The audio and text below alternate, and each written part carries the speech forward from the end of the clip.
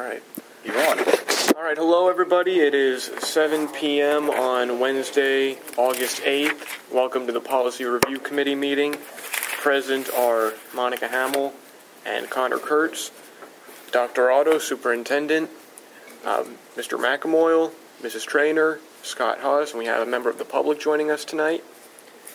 To get started, I'll hand it over to Dr. Otto to review some of the revisions that have been made since the last meeting. All of item 2 have had some wording revisions, and I think the most significant one is, Connor, your concern with policy 004, that Mr. Subers has now embedded, for the benefit of the others that are here. So let me just kind of read into the record that on page 305, Mr. Subers is recommending inserting the following language that is intended to put more of a process in place for the potential, hopefully that would never happen, attempt to remove a board member. So if you look where it says on page 305 in italics, at the very last where it says, may be removed from his or her office on the affirmative vote of the majority of the remaining members of the board. And then instead of saying with prior notice, we were going to take those words and then say pursuant to the following procedure. And then this procedure would be inserted in below that. Okay? Mm-hmm. So just to read it, any action to remove a school director from his or her office shall be taken only at a regular meeting of the board.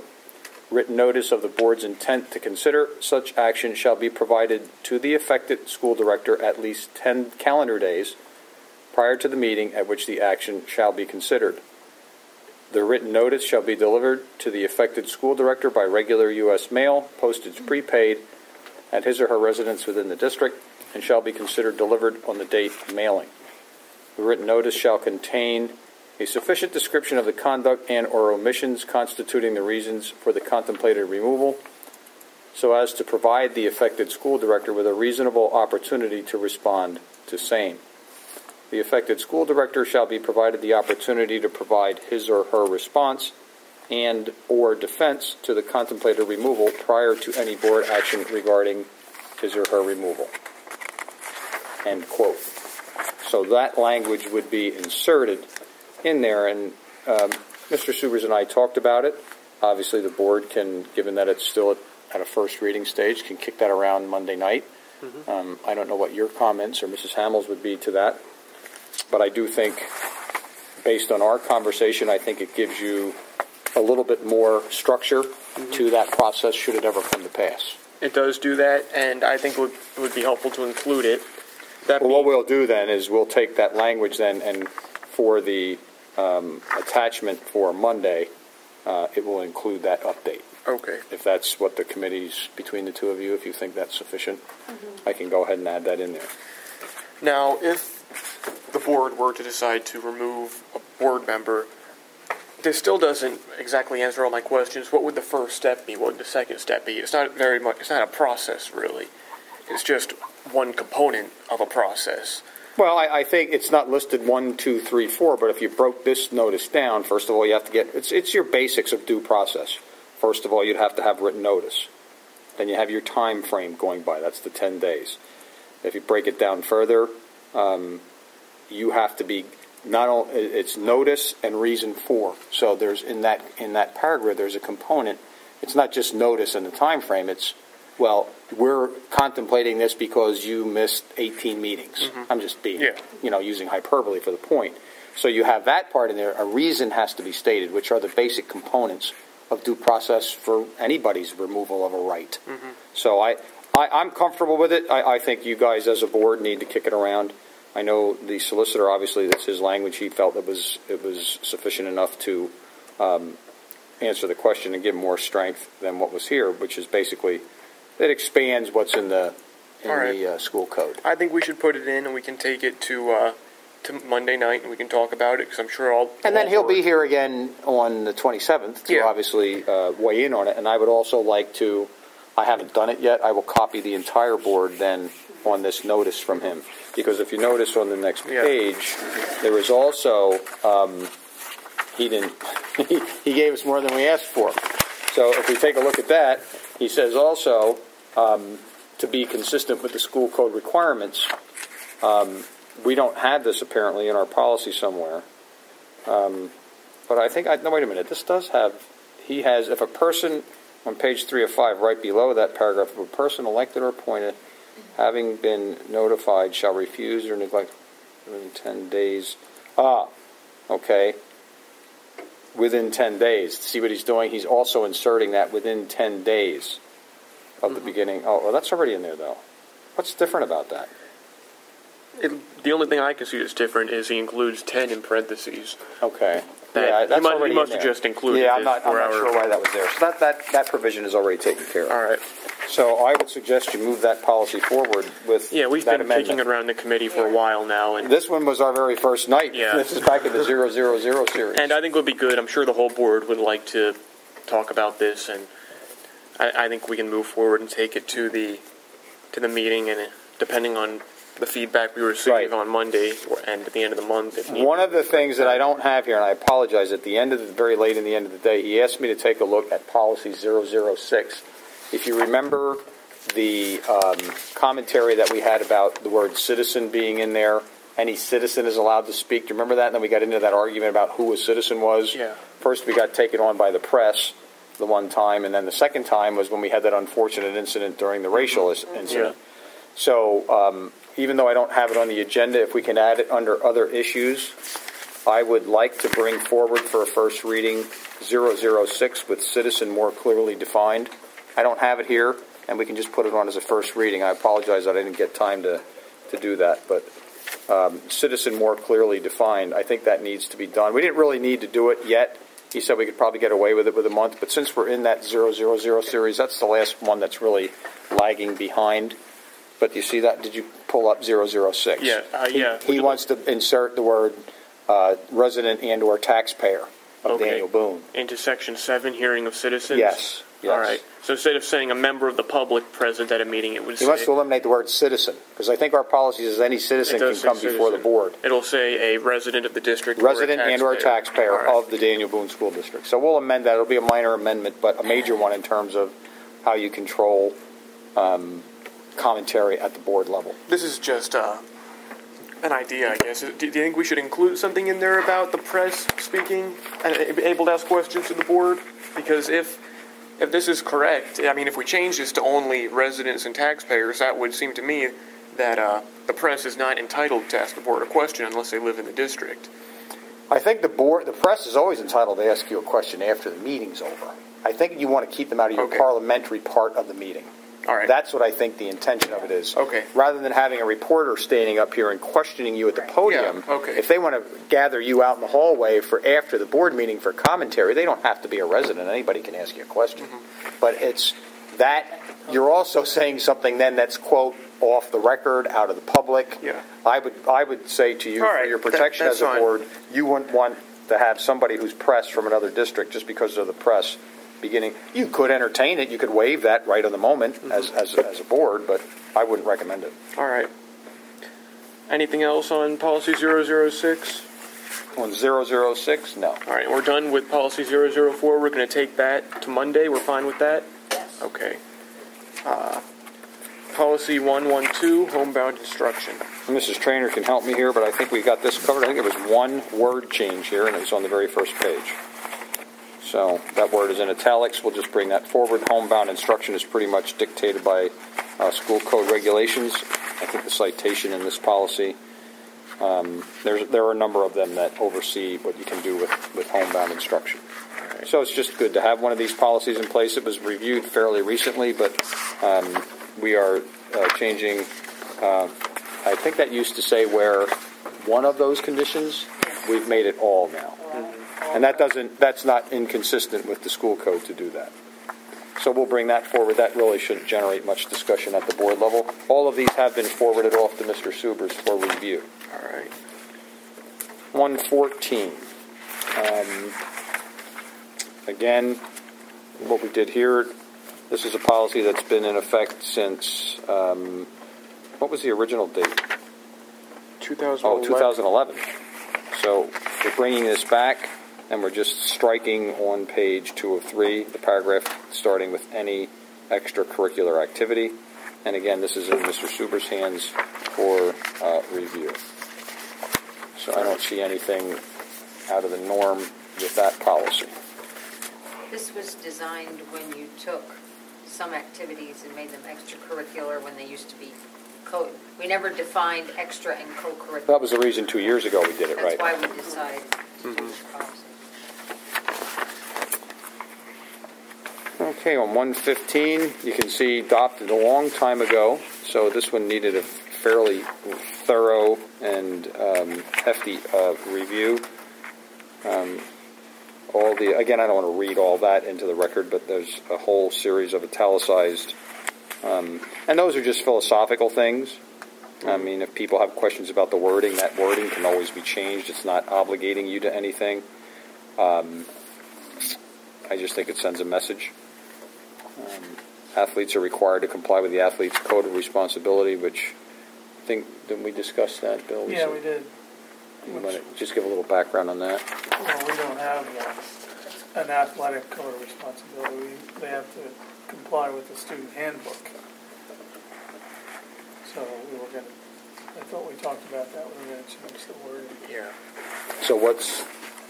Instead of saying all athletes are required to comply with the athlete's code of responsibility, it's going to say all athletes are required to comply with the student handbook.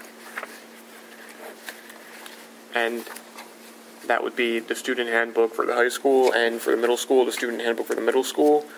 Are they both pretty much I would make it plural and just call it student handbooks. And then it's covering K through, or 6 through 12. All right. So we'll make that edit for, and the rest of this policy is meant to be in conformance with Title IX. I'll have Mr. Subers make sure that it is. Should we be changing then, Bill, on page 3, the student athletic co-curricular code of responsibilities? I think there we need to be consistent. Yeah, that italicized part there? Yes. And the student handbooks. You see where I'm talking about, page 3? Right here? Line 15, 14 and 15. Making that consistent with that comment, student handbook. Because everything we do with Code of Athletics would be, they just have to comply with all the school rules, which are in the student handbook. Now, if I were a member of the public and I was going through these policies, I might wonder, why does it say handbooks, plural? Well, if you want to change it, we can make it with the... I just make it... I could put student handbooks in parentheses, high school and middle school. All right. Yeah, I think How's that's that? better.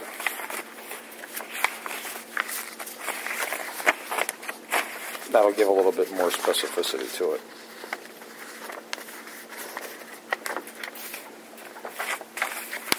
Comments from anybody on that worked on it here? No? Okay.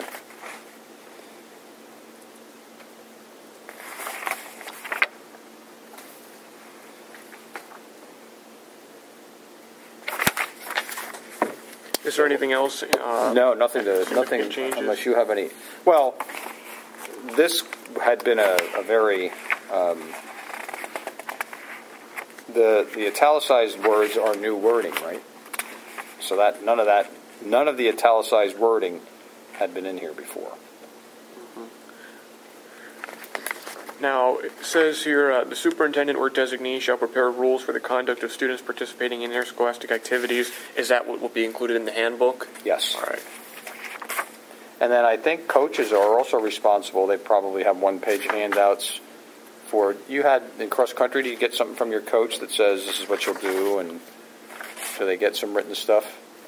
Yes. Do coaches Yes, hand they out do. individual, like, I was trying to think. Team I rules. know she comes home with the sheet on what's expected of Right. the student, what's Right. expected as an athlete, what's expected. Right. So they're Yeah. pretty good about that. Um, But I don't know if it goes with the student handbook. I don't know if it's something that they just pull out themselves, but I think it's It's probably, something- it's like an individual teacher has classroom rules. I think it's like team rules. They have to be consistent with what we do in the school, but they're tailor-made kind of the experience for the... right. I've never compared them to the student Right. handbook. So Because I know some coaches, I mean, when I used to coach, we would have couple lates to practice could be grounds for getting kicked off the team. That's not something I think you want to put in a student handbook. I think that's discretion of the coach for the activity. One of the big differences would be if a student was under the influence of alcohol or drugs in school. You know, they would be suspended and possible alternative school placement for that. But a coach's rules could say you're off the team. Okay. So that would be a big difference between, being, they could. Another coach may say, well, you have a second opportunity. So they can vary a little bit. Okay. Most of them, though, would kick them off the team. I have a question about page 4. It says in italics, the superintendent shall ensure that similar athletic programs are offered to both sexes in proportion to the district's enrollment. That was inserted. Can you give me a little bit of background as to why that was inserted and how that'll... That's a Title IX issue. And what ramifications will that have on our current program or future offerings? Anything? I don't think right now it has any because we're Title IX compliant. So if we were to try to, like, remember when the softball Yes. parents came forward, if we were to try to eliminate something like that, this is me saying we can't do that. We have to make sure we keep that team or we're going to have a Title IX Or issue. we would have to eliminate the other team. Something would have to be balanced out. Okay. Some Title IX ruling would have to be made.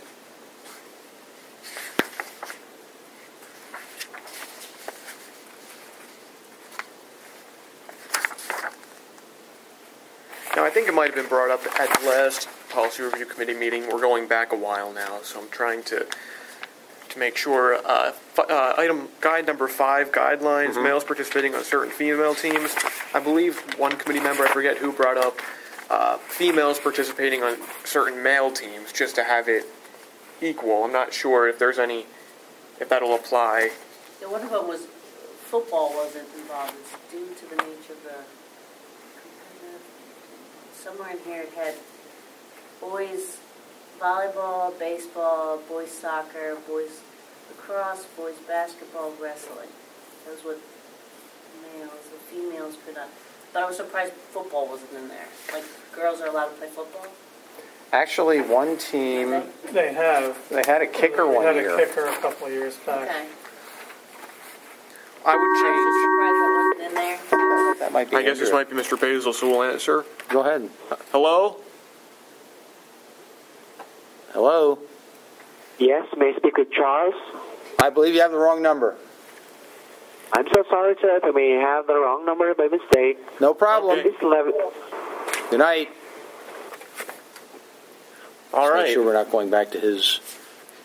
Was Yeah. not Andrew. We had a little technical Sorry, Andrew. difficulties here. Yes, you'll hear that on the tape. Yeah. Let me see if he's texted me. All right. I would change... The title here is males participating on certain female teams, but included in the text it also has that females are not allowed to participate in certain male teams, but that doesn't seem reflected in the title, males participating on certain female teams. Could we clean that up a little bit? I wouldn't know how to... You can help me with some wording here, gang. I don't... Why don't you just put student participation on, on sports teams in general? Then you're talking about the limitations under the paragraph there. Yeah. That way you don't have to start explaining yourself like, well, girls on some, boys on, it's just participation. How about we call it like gender exceptions to participation? Because that's really what we're saying, aren't we? or participation. Isn't that what we're by saying? sex It's a or gender something. Yeah. exception. All right, I'd change it to that. Just because- Gender yeah. exception on certain, just gender exceptions. Gender participation exceptions? Gender exceptions to participation Okay. on certain teams, I guess. Gender exceptions to participation on certain teams. Does that sound good? Now, I have No. a question now. Not yet. We'll If have another to. school allows males on their field hockey team and they come to play Daniel Boone, the opening paragraph there talks about the physical size, speed, so of a male player, our coach would say, well, we're going to forfeit this. I mean, should a good we question. have something in there in that regard? Because that possibly will happen. Yeah. Never heard of that, but that's a good point. Yeah. A position will have a male, and again, you know. Then our girls would have to be playing against a male, and that, okay.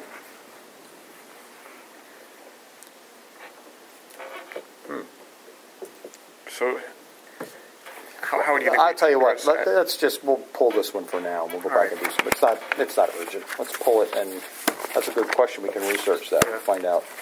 And I think Mr. Basil and Mr. Sermonero might want to comment on this too, because of all the changes that have been. Well, it's on the agenda. It's on the tentative agenda for the board meeting Monday. We can just say we're discussing it and we're going back to do more, because that's a good question that he asks. And what about like sports enhancing drugs at all? We don't really mention that I could see anything about that being. I think that's prohibited under the student discipline code. Yeah, that could be considered under there. I don't think it specifically says, you know, performance-enhancing drugs, but it's an illegal substance. Mm-hmm. It's not stated in here, though. In the interscholastic athletics policy, I don't know if that's where would you be thinking of putting something like that? What section are you referring to? I'm looking at, which is this, page 5. And at the very top of 5 is coach's code. And it says about that the use of tobacco. Oh, yes, I see what you're talking about. Like right through here, you know, if they're, I just thought that should have something in there. You know what? There's sports nothing. enhancing. There's nothing prohibiting us from putting, because that. I mean, it could just be a reminder in the policy to say that, but they're not permitted. Mm-hmm. I mean, if you want to put it in there explicitly, I don't. Do you see an issue with putting that in there explicitly? No, I don't. I think that's what it's referring to, but it could say specifically performance-enhancing drugs under controlled substances. I think that's what they're referring to. Now, would you want to insert that just for, because would you want it under the athletic coaches code heading, or would you want it somewhere else in the policy? Because my interpretation, if it's under athletic coaches code, it's more geared toward the coach. Yeah, he's right. It's probably not appropriate. We're saying there. Yeah, that's true. That's for coaches. Well, I guess I'm thinking sometimes coaches might give a kid enhancing. Well, that obviously is. That's a big no-no. That is, you know. Yeah, I think we should, if we do want to include this, and I have no objection to including it, I think it should be somewhere other than athletic coaches code, more overarching for everybody. How about on?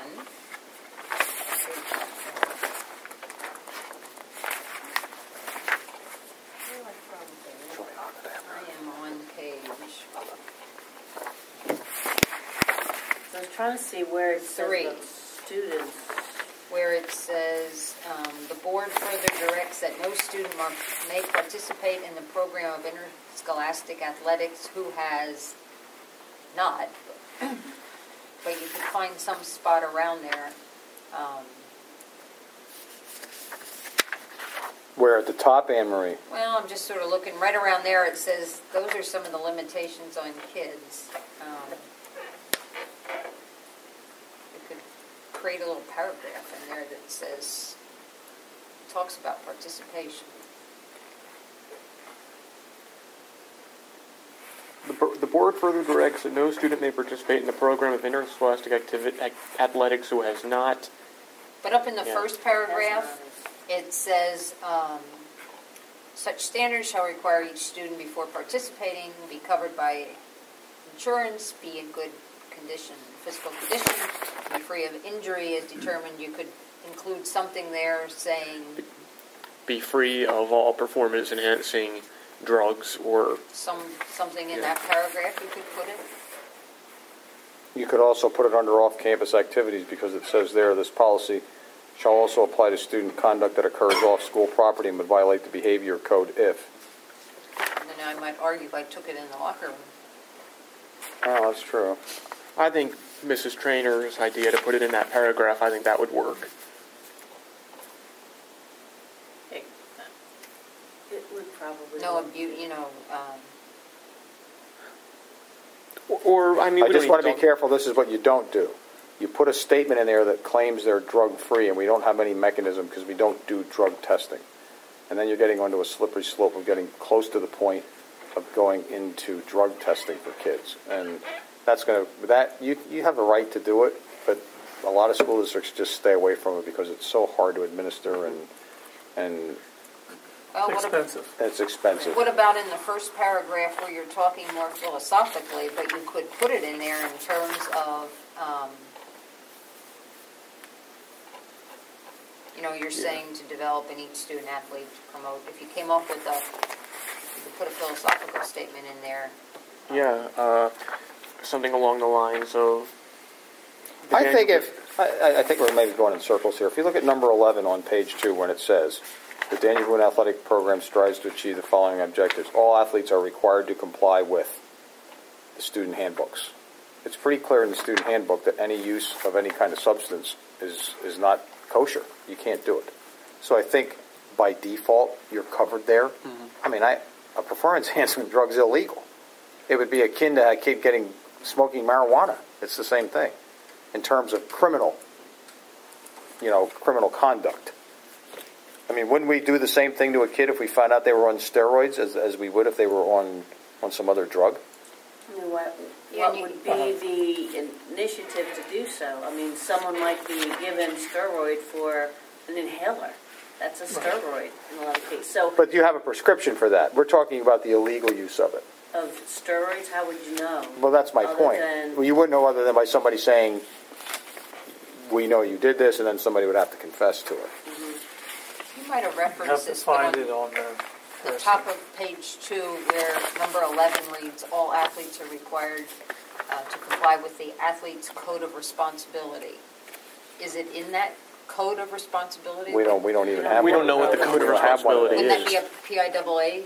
They don't have one. PIAA doesn't weigh in on that. Well, we can always send it back to you guys, and you can.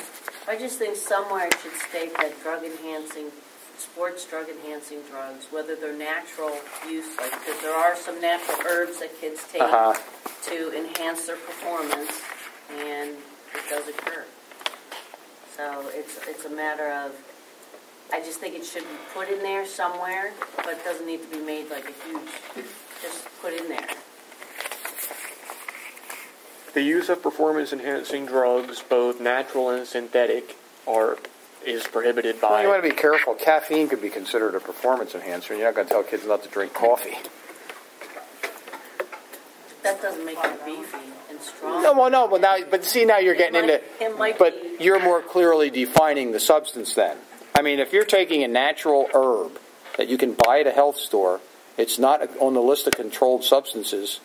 I don't know that we as a school have a right to tell you not to take it, no matter putting it on paper or not. That would be like saying don't eat a good steak for dinner. I mean, you have to be careful with that one. Yeah. I mean, I just don't want to tie the district's hands with a maze that it walks into and it can't ever find its way out. So I agree with you that we should, if you really want something in there, we should take it back and make sure it gets a legal review, because you could get on a little bit of a slippery slope with that kind of stuff. Because I don't think herbal, stuff that you would buy at, a health food store that's not declared illegal is in our domain to even worry about. I don't think they're banned by Olympics. No, they are. Oh, they are? Oh, they Some of them are? Yes. Okay. They absolutely are. What about if you repeated... See, I don't know enough about that then. The athletic coach's code. So you have another paragraph that's students or whatever. And the sentence that reads, the use of tobacco products, controlled substances, and alcohol while participating in a sport is prohibited. And you could then say tobacco products, controlled substances, including performance-enhancing drugs and alcohol while participating on a team is prohibited or something like that, where you just put it in there if that's what you want to do. Actually, that foul or demeaning language, that should all be a statement for students there too. See, I've always been a big proponent when the kids go away on a traveling, they should have a nice shirt on, they should represent. I could take that whole paragraph and make that just for kids. Right. Was it even that whole paragraph? Foul or demeaning language? We had a big problem with that with the baseball team this past year, with all those big arguments that were occurring on the field. Yeah, I was actually looking for the same paragraph for the students, the athletes, but it does just say coaches up there. I thought it was the first said coaches and students code, but. Now, it says in that paragraph, the use of tobacco products, controlled substances, and alcohol while coaching or supervising a team is prohibited. Well, you could strike that out would for students. Well, that would include being under the influence of alcohol, whether you drink Correct. the alcohol or not. If Exactly. you're under the influence Exactly. of it, I'd like to make that a bit more clear, whether you're using it or under the influence of. Can we do that?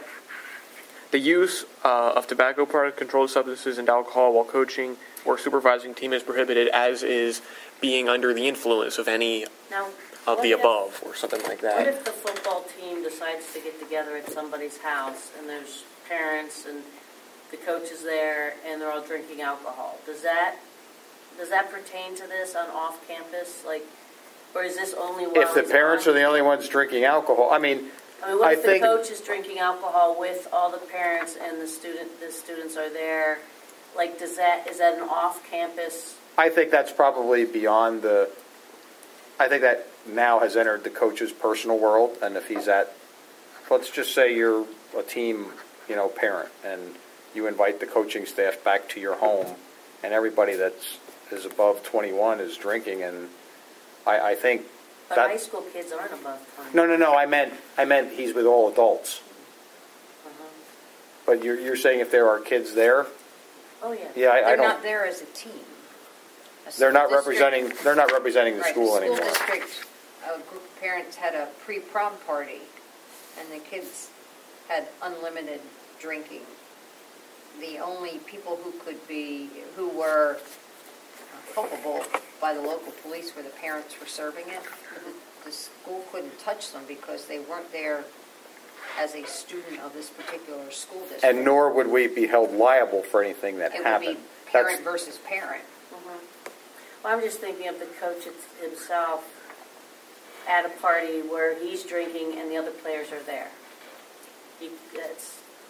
That would be like him going next door and there's 3 players there. You can't do anything about what he's doing. If it's not connected to his coaching, I think we'd have a hard time. Okay.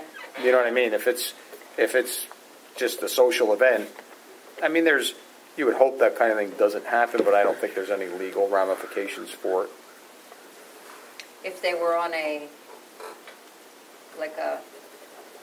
overnight trip and he was considered a chaperone, That would be a he was problem. downstairs drinking and they were in their rooms or whatever, he's still on duty.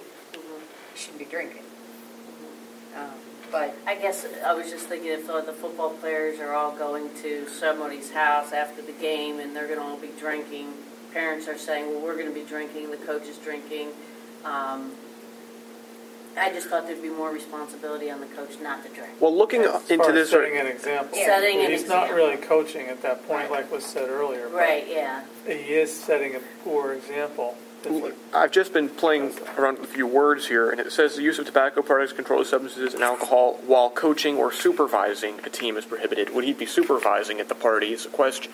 So no, he wouldn't be. He would be No. off duty. Which would but mean- as a I would just think as a role model, Yeah. you wouldn't be drinking and partying while your team's there. When Is that something we put into You the would- policy, though? yeah, Yeah, a role model in a policy is going to be hard to enforce. right. I think it could come under the general area of his review at the end of the year with the athletic facilitator and the principal to say, hey, we hear you're at parties, firing down a couple beers or whatever in front of your team and this and that. Do you think that's really the best thing you could be? I don't know if there's a lot you could do to them. We could other always insert as kind of, we have over here the ideas and the ideals of the athletic program. We can insert something. Coaches are expected to serve as positive role models for all athletes participating in Daniel Boone athletic programs, kind of a theme for the entire program, I guess. Would that satisfy?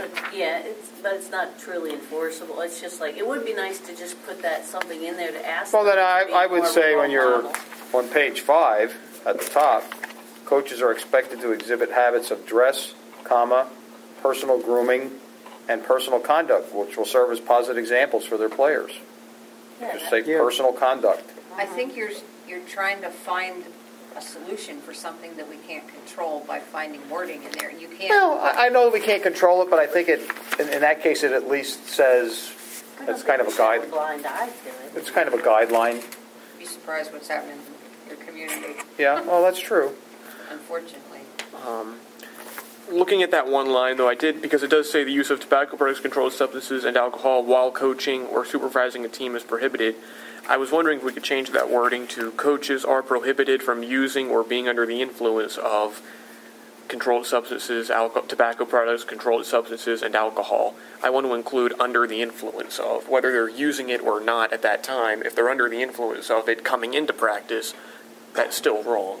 So if we can insert under the influence somehow, I think that would be... Well, why don't we That would move be this good. forward? We'll take it back and put in a comment regarding students, the student drug use, and we'll insert that personal conduct. And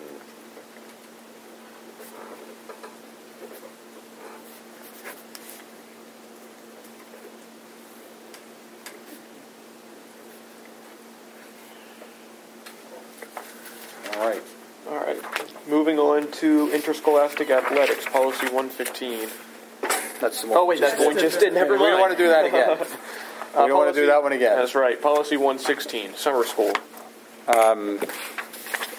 Just again, reflecting, it didn't really reflect our practice. As you see, that was another decades-old policy, so it's, I'll give Mrs. Trainer the credit here. She kind of On the top of page 2, put the things in here that we're doing. just to the right of where it says number 3, responsibility, it should read the assistant to the superintendent. Okay. It's just a typo there. And we scratched, one thing I also want to, there's a 5.9 there. That should be scratched. There's no, 5.9 used to be chapter 5. There's no chapter 5 anymore. All right. That's how old this is. A typo in the next to last sentence. Anyways, should miss the In end. any way. Yeah. Where's that? Second to last line. Okay. In any way, that should read instead of a way. All right. Other than that, I think we're good. And then the last one that's in this preliminary review is policy 117. And this again, last revised in April of '89. So this is another, Mrs. Trainer's brought it up to speed with, I think, what the wishes of the board were, and where we took a lot of language out of it. Class size is not something you need to do at all.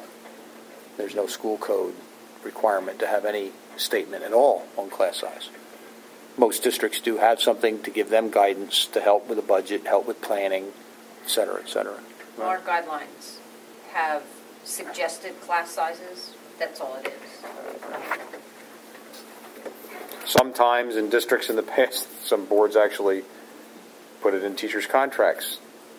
And I don't advise you do that, but Yeah. there's a lot of different ways that class size is handled. And I guess the long and short of it is a class size policy can say kind of whatever you want it to say. Mm-hmm. It's just to serve as guidelines to try to prepare a reasonable curriculum for the students of the district Now, and it the says staff it. under guidelines, a list of K-12 class sizes will be provided to the board annually by the superintendent. We discussed this at the last meeting, and we all agreed that it would be a good idea for the board to be kept in the loop as to how large classes are for each course being offered. It's good to keep the board up to speed with all that that's happening, but I want to figure out when should that list be provided? Should it be provided? Well, from an elementary standpoint, you put X number of kids in the classroom, and that basically doesn't change except for kids moving in and out of the community. Middle school, pretty much scheduling occurs, and then it's pretty locked in. The high school, I think. I would suggest October, because that's when we use the PIMS data, and all your PDE reports are based on your October 1st data. Okay, now that goes back, that answered my first, that clarified, but now I'm wondering what the board will do with this information if they want to personally, if they see a class that has 11 students and they wonder why is this class being run, in October they can't cut that class. I guess they could, but what are those kids going to do? I think the purpose of this is really informational and can actually, along the way, we could, and I'll let Bill, having many years of experience, and myself having some as a master scheduler at the high school, let him explain how that all works out, and it might help clarify the answer. So you want to just do like a 5-minute summary of the master scheduling process? Well, the students select their courses, and you get a course tally of how many students signed up for a particular course, and then you have to determine the number of sections that you need.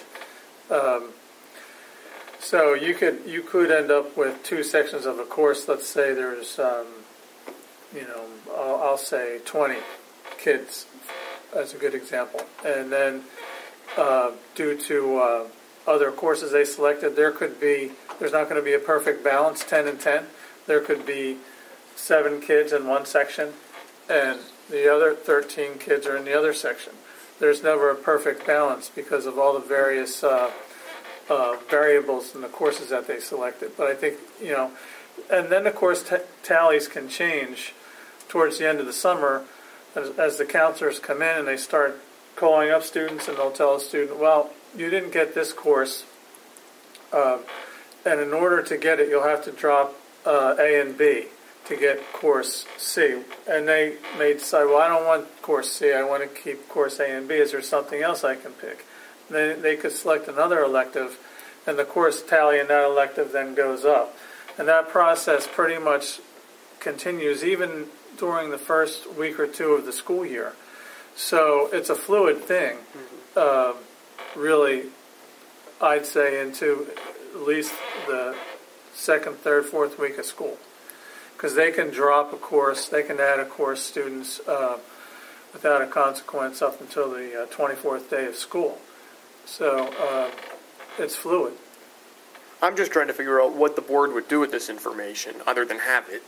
I guess it would be good. Well, I would say this. First of all, having it gives you an idea of, it's kind of a circular thing. As you have that information, that becomes a major document for budgetary and programmatic planning.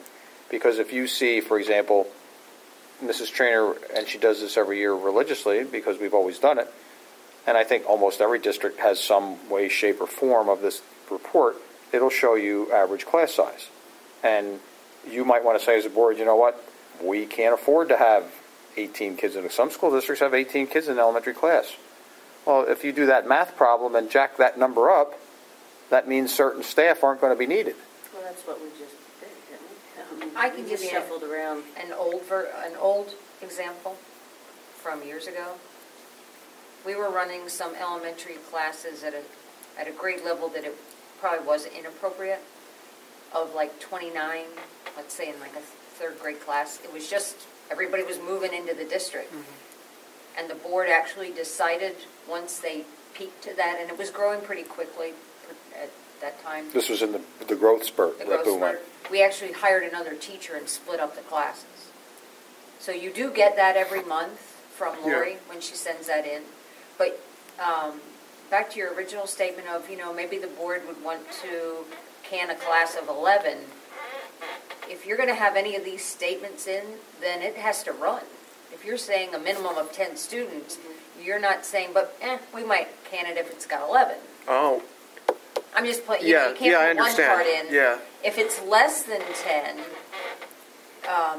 typically... Well, it says in order for a class to be offered, that doesn't necessarily mean that the class...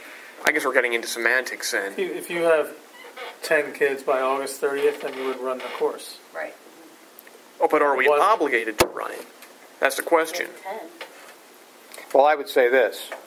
You want to be careful, too, in your higher level courses of having some administrative discretion for, if you've got a kid that's going into an AP class that, all these other kids have taken, and for some reason 2 kids move out of the district, or it suddenly drops down to 8, I would never come forward to the superintendent and say, drop that class, even though it doesn't meet what's on this page. Well, up here it does. It says the minimum enrollment necessary, but exceptions could be made by...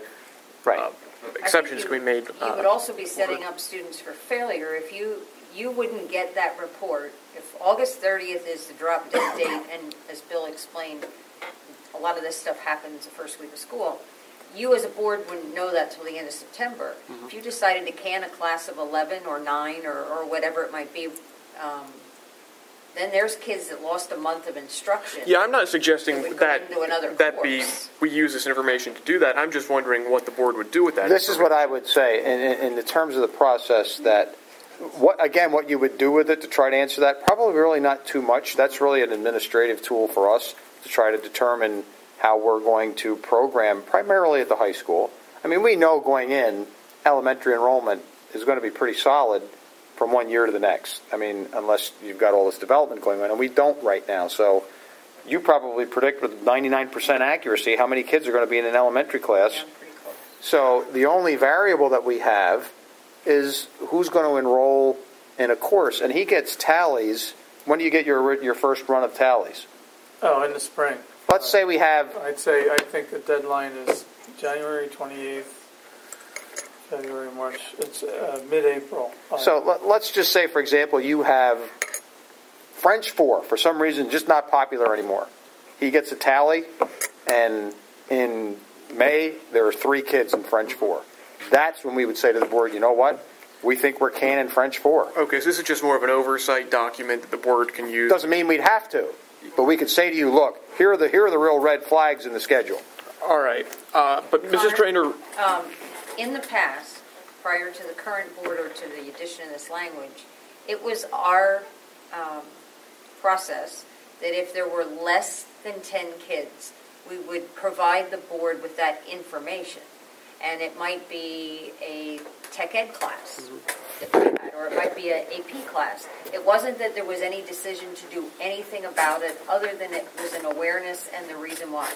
We never did K-12, we never did anything like that before this particular language was suggested. You might want to say a list of K-12 class sizes will be provided to the board annually for planning purposes. That does say, when Walt asks us to see the high school schedule in January at the curriculum meeting, that's why. It's planning. It doesn't say it's going to be in October. It says as the board needs it. And that's legitimate in this day and age. Just as I do those projections starting in October on, you would be using them for planning purposes as opposed to leading someone to believe you might be looking to terminate a class. I think this policy is a very good tool. It gives you some oversight as the board in terms of class sizes, but it allows us the flexibility administratively to try to continue to staff our programs. okay. It doesn't lock you into anything per se. That's just, I want to make sure that we aren't, because it was brought up earlier, I think Mrs. Trainer brought it up, how if we do have a class that has 10 students in it, we have to run it no matter what, according to this policy. Is that accurate? If you're saying a minimum enrollment necessary is 10, that says if you have 10, it's going to be a go. Does that in any way tie the board's hands at any point in the year? Do we want, because I'd be in favor of giving the board the flexibility to do whatever they want in terms of. Well, I think you want to be. 2 years ago, we cut a lot of teachers to half-time. There were many of the electives that had more than 10 kids in it, historically. And, we had to cut due to finances, and that the board did that. And we cut out a lot of courses that had more than 10 in it. So I think we need to. Well, we're probably, with the way the budget might be next year, I think historically looking at which ones are the least signed up for might be something we have to evaluate to get cut. So but that's in the future. I couldn't imagine if French 2's running all year and they have 2 months left that we would turn around and cut No. That would be like in the fall of this coming I year. meant, when I said the tally, that's how many kids signed up for it for the next year. Okay. So you would say, and we would say before the budget's passed, you know what, board, just so you know, this is where we stand on staffing. We might be able to either reduce a teacher, or maybe we won't, but we're saying we're not going to run. Or you could say, I would say to you, look, we don't have enough to really cut this teacher down. Can we still run the course even though there's 3 kids in it, just so the kids can get the course? Because you only have, like in a specialized area like French, if there's only one French teacher and she still has 5 or 6 other sections, and the French 3 is an extra section, you're not cutting it out, isn't saving us anything, and it's just putting 3 kids out of having it on their transcript. You know what I'm saying?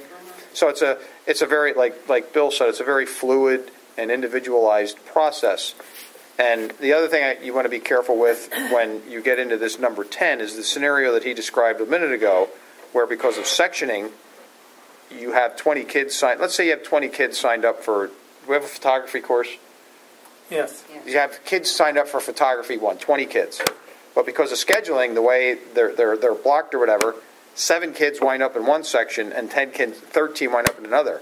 I wouldn't, just because it has 7 doesn't mean you shouldn't. You had 20 kids that signed up for that class. I think you have an obligation as a district, if you put it out there, to say go ahead, because that's not their fault.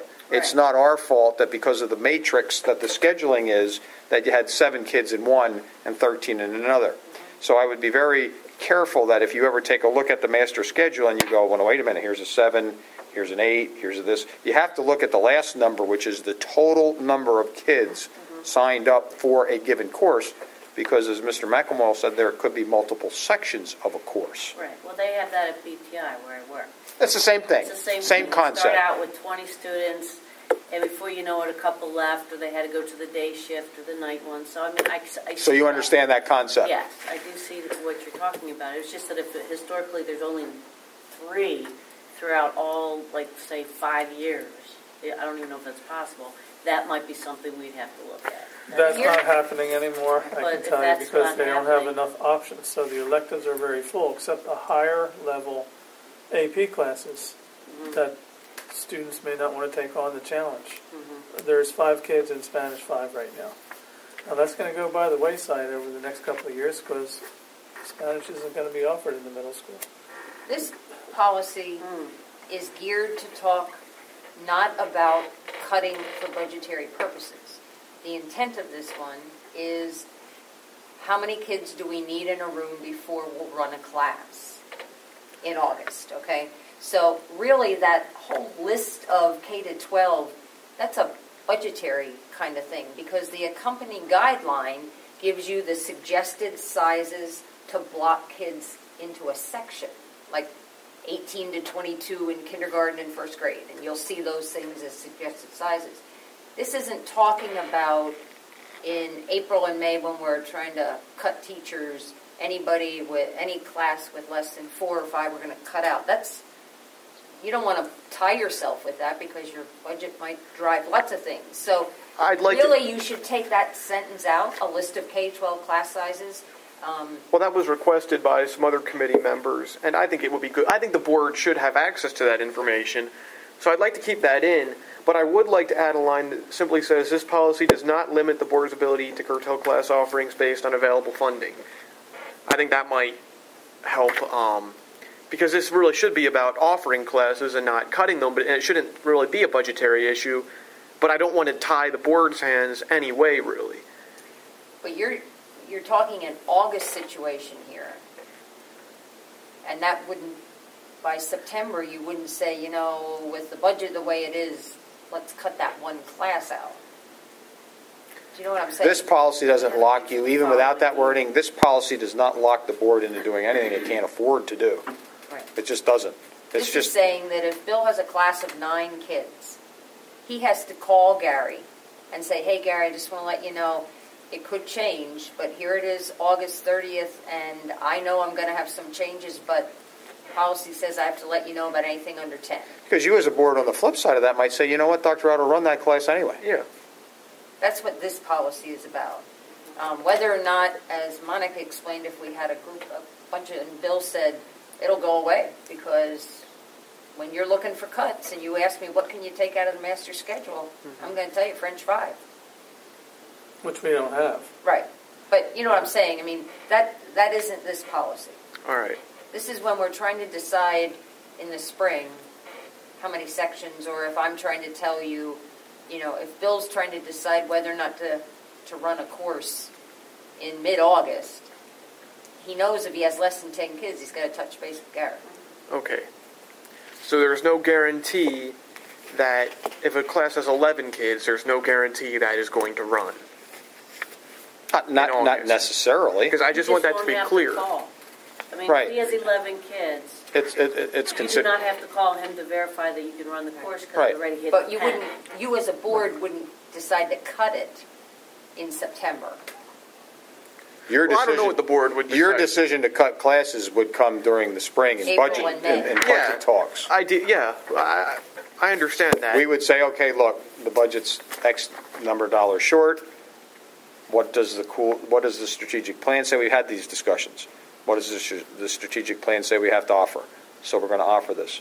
Then if you offer it and it doesn't run, then we can say, look, in the tallies, even though we offered it, there's no kids in here. We can either reduce the sections, and if you have enough section reductions, you can reduce the teach. That's a whole different conversation that has nothing really to do with this policy. Okay, if that has nothing to do with the policy, Like curriculum instruction, and Bill might remember specifically, I'm going to say March into April. Walt asked Bill to come with his tally With the sheet tallies, we take a look at those in the curriculum and instruction committee. suggest which courses are going to run and not run, and they had conversations And as about far as that. access for that information to the board, that runs right through the curriculum. We've got nothing. I mean, there's no secretive, Right. Yeah. information That could be there. any time. You could even ask just to see a master schedule for planning purposes. And I provide that regularly. You get that every I actually have in my office, sometime by September, I'm provided a copy of every teacher schedule. Doesn't necessarily have their tallies on, but it'll have the sections on. And then if I want to, I either call up the high school and say how many kids are in. I generally don't ask that because I just assume that that process has been followed according to what we have written down.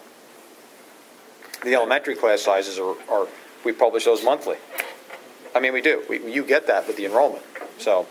And I think, as Bill said, since we've been cutting so many staff over the years, it's the rare course that isn't It's the higher. overloaded more than underloaded. Yeah, this has actually become a kind of a moot point with the cuts we've made. all right, I just don't want a student to come to the board in September if my time frame might just be messed up, because if the board won't be cutting in August and it won't be Correct. cutting in September.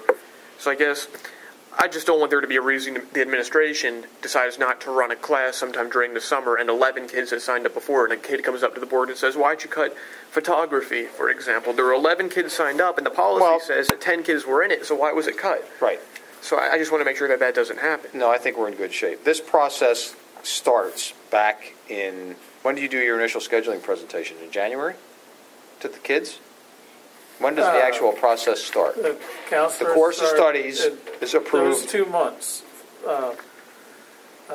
We have the 8th grade meeting with parents, and then the 8th grade counselor meets with the 8th graders. And it's February, March, and by mid-April, everybody should have their inputs Right. into the system.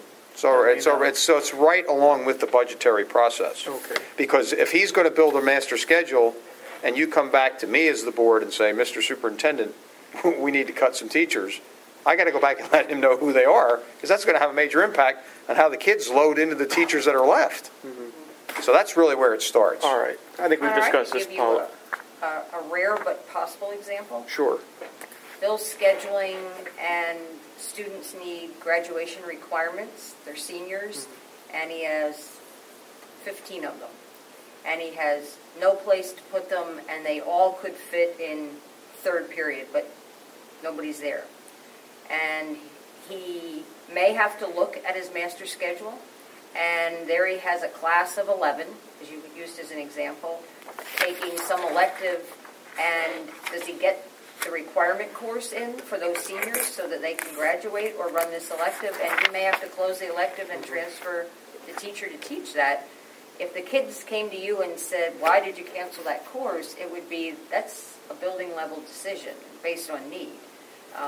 So I just want to make sure that that is still possible under this policy. Those decisions, for example, I think the right choice is letting the kids take the course that they need to graduate. Right. And I want to make sure that that is what would happen. And the principal But would there do could, that. I will add, though, that elective, they need 6 electives. That elective could be the only time in the whole 9-period day where that kid can get that 6th elective that they need to graduate. Right, That's so it another could be- issue. Right. And there's many issues. I'll give you another example. Let's say there's 300 kids signed up for U.S. History 2. 250 because you have your honors in AP. And I'm looking at social studies overall, and I have an elective at 11th grade law and anthropology, and I have sociology and psychology. And I'm looking at a class size in U.S. History 2 of 30 in every section. And I'm looking at psychology and law and anthropology may only have 34 kids signed up. I run the master schedule and I see, oh, only 27 got it. I better offer 2 sections of law and anthropology. But then I look at all the teachers' schedules and I see that, wow, look at this 2930 in US 2. I need to eliminate a section of law and anthropology, give Kelly Jones another section of US 2, and lower the class size of US 2. And those are decisions that a master scheduler has to make. It's not all black and white and straightforward. There's a lot of issues that come into play. I just want to make sure there's flexibility offered to the building level and to the board and to everybody to make the changes necessary at any point that might need to be made, and this policy won't tie anybody's hands at any point along the way. Right now, I don't think it does. Okay. No, I think it's in good shape. All right. I think we can move on then, as long as it won't tie What any can you hands. do about the list that would annually? I think it just leave it there. I think that it's just saying that the list is available, and Well, this sort of says that at some point, undetermined in here, you owe them every course and what it is. You could say would be available by the superintendent. Well, this was something Mr. Basil spoke about at the last meeting, and I agree with him. It's been past practice that the current administration, I guess the previous administration, would give the board the information. Like, for example, the class size charts we get included with the packet every month for K-12 enrollment in each grade.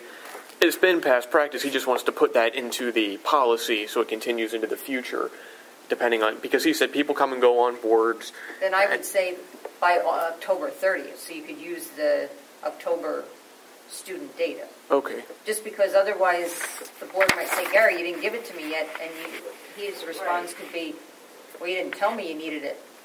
All right. So, By I September, agree. October, Because that was when you said you had the class sizes. well, we pretty use much. October 1 data for a lot of October 1. things. So by Because the then time we can use that to look at for the next you could start, budget year, and we also can look at it just to see how things are going. yeah, I think it's a good, especially October, and then- especially as new board members come on board. I mean, I think veteran board members kind of get it, and they don't feel the need to see it. But I think you, as a new board member, and boards tend to turn over regularly, so it's not a bad idea. all right. And that also tells us by October, if it hasn't been given to us, we need to look Right. for it. Right.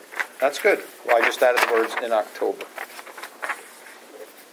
All right, so we're done with item 2 on the agenda. Moving on to item 3, new policy discussion, policy 829, staff-student communication. We did some research for you. We believe this is a policy that's long overdue. It has to do with staff-student communication, and it is very current, as I believe, who are the model school districts, Mrs. Trainer, that Fleetwood did it a year and a half ago, and Exeter passed it last year. so we're kind of And following. this is a PSBA wording with actually a couple more restrictive phrases put into it. But it is intended to give us the power to monitor and sanction people who fail to understand that social media communication with students is a dangerous area to be involved in and is not going to be tolerated.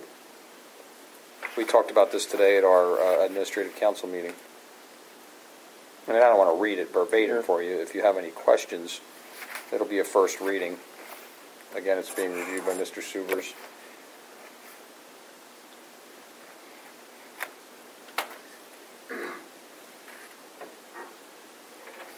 One of the things that I think would be worth highlighting for you, however, even though we're not going to read it word for word, would be under the authority, item number 1, where it says this policy by default brings into play the whole acceptable use policy that is required by law for districts to have in place.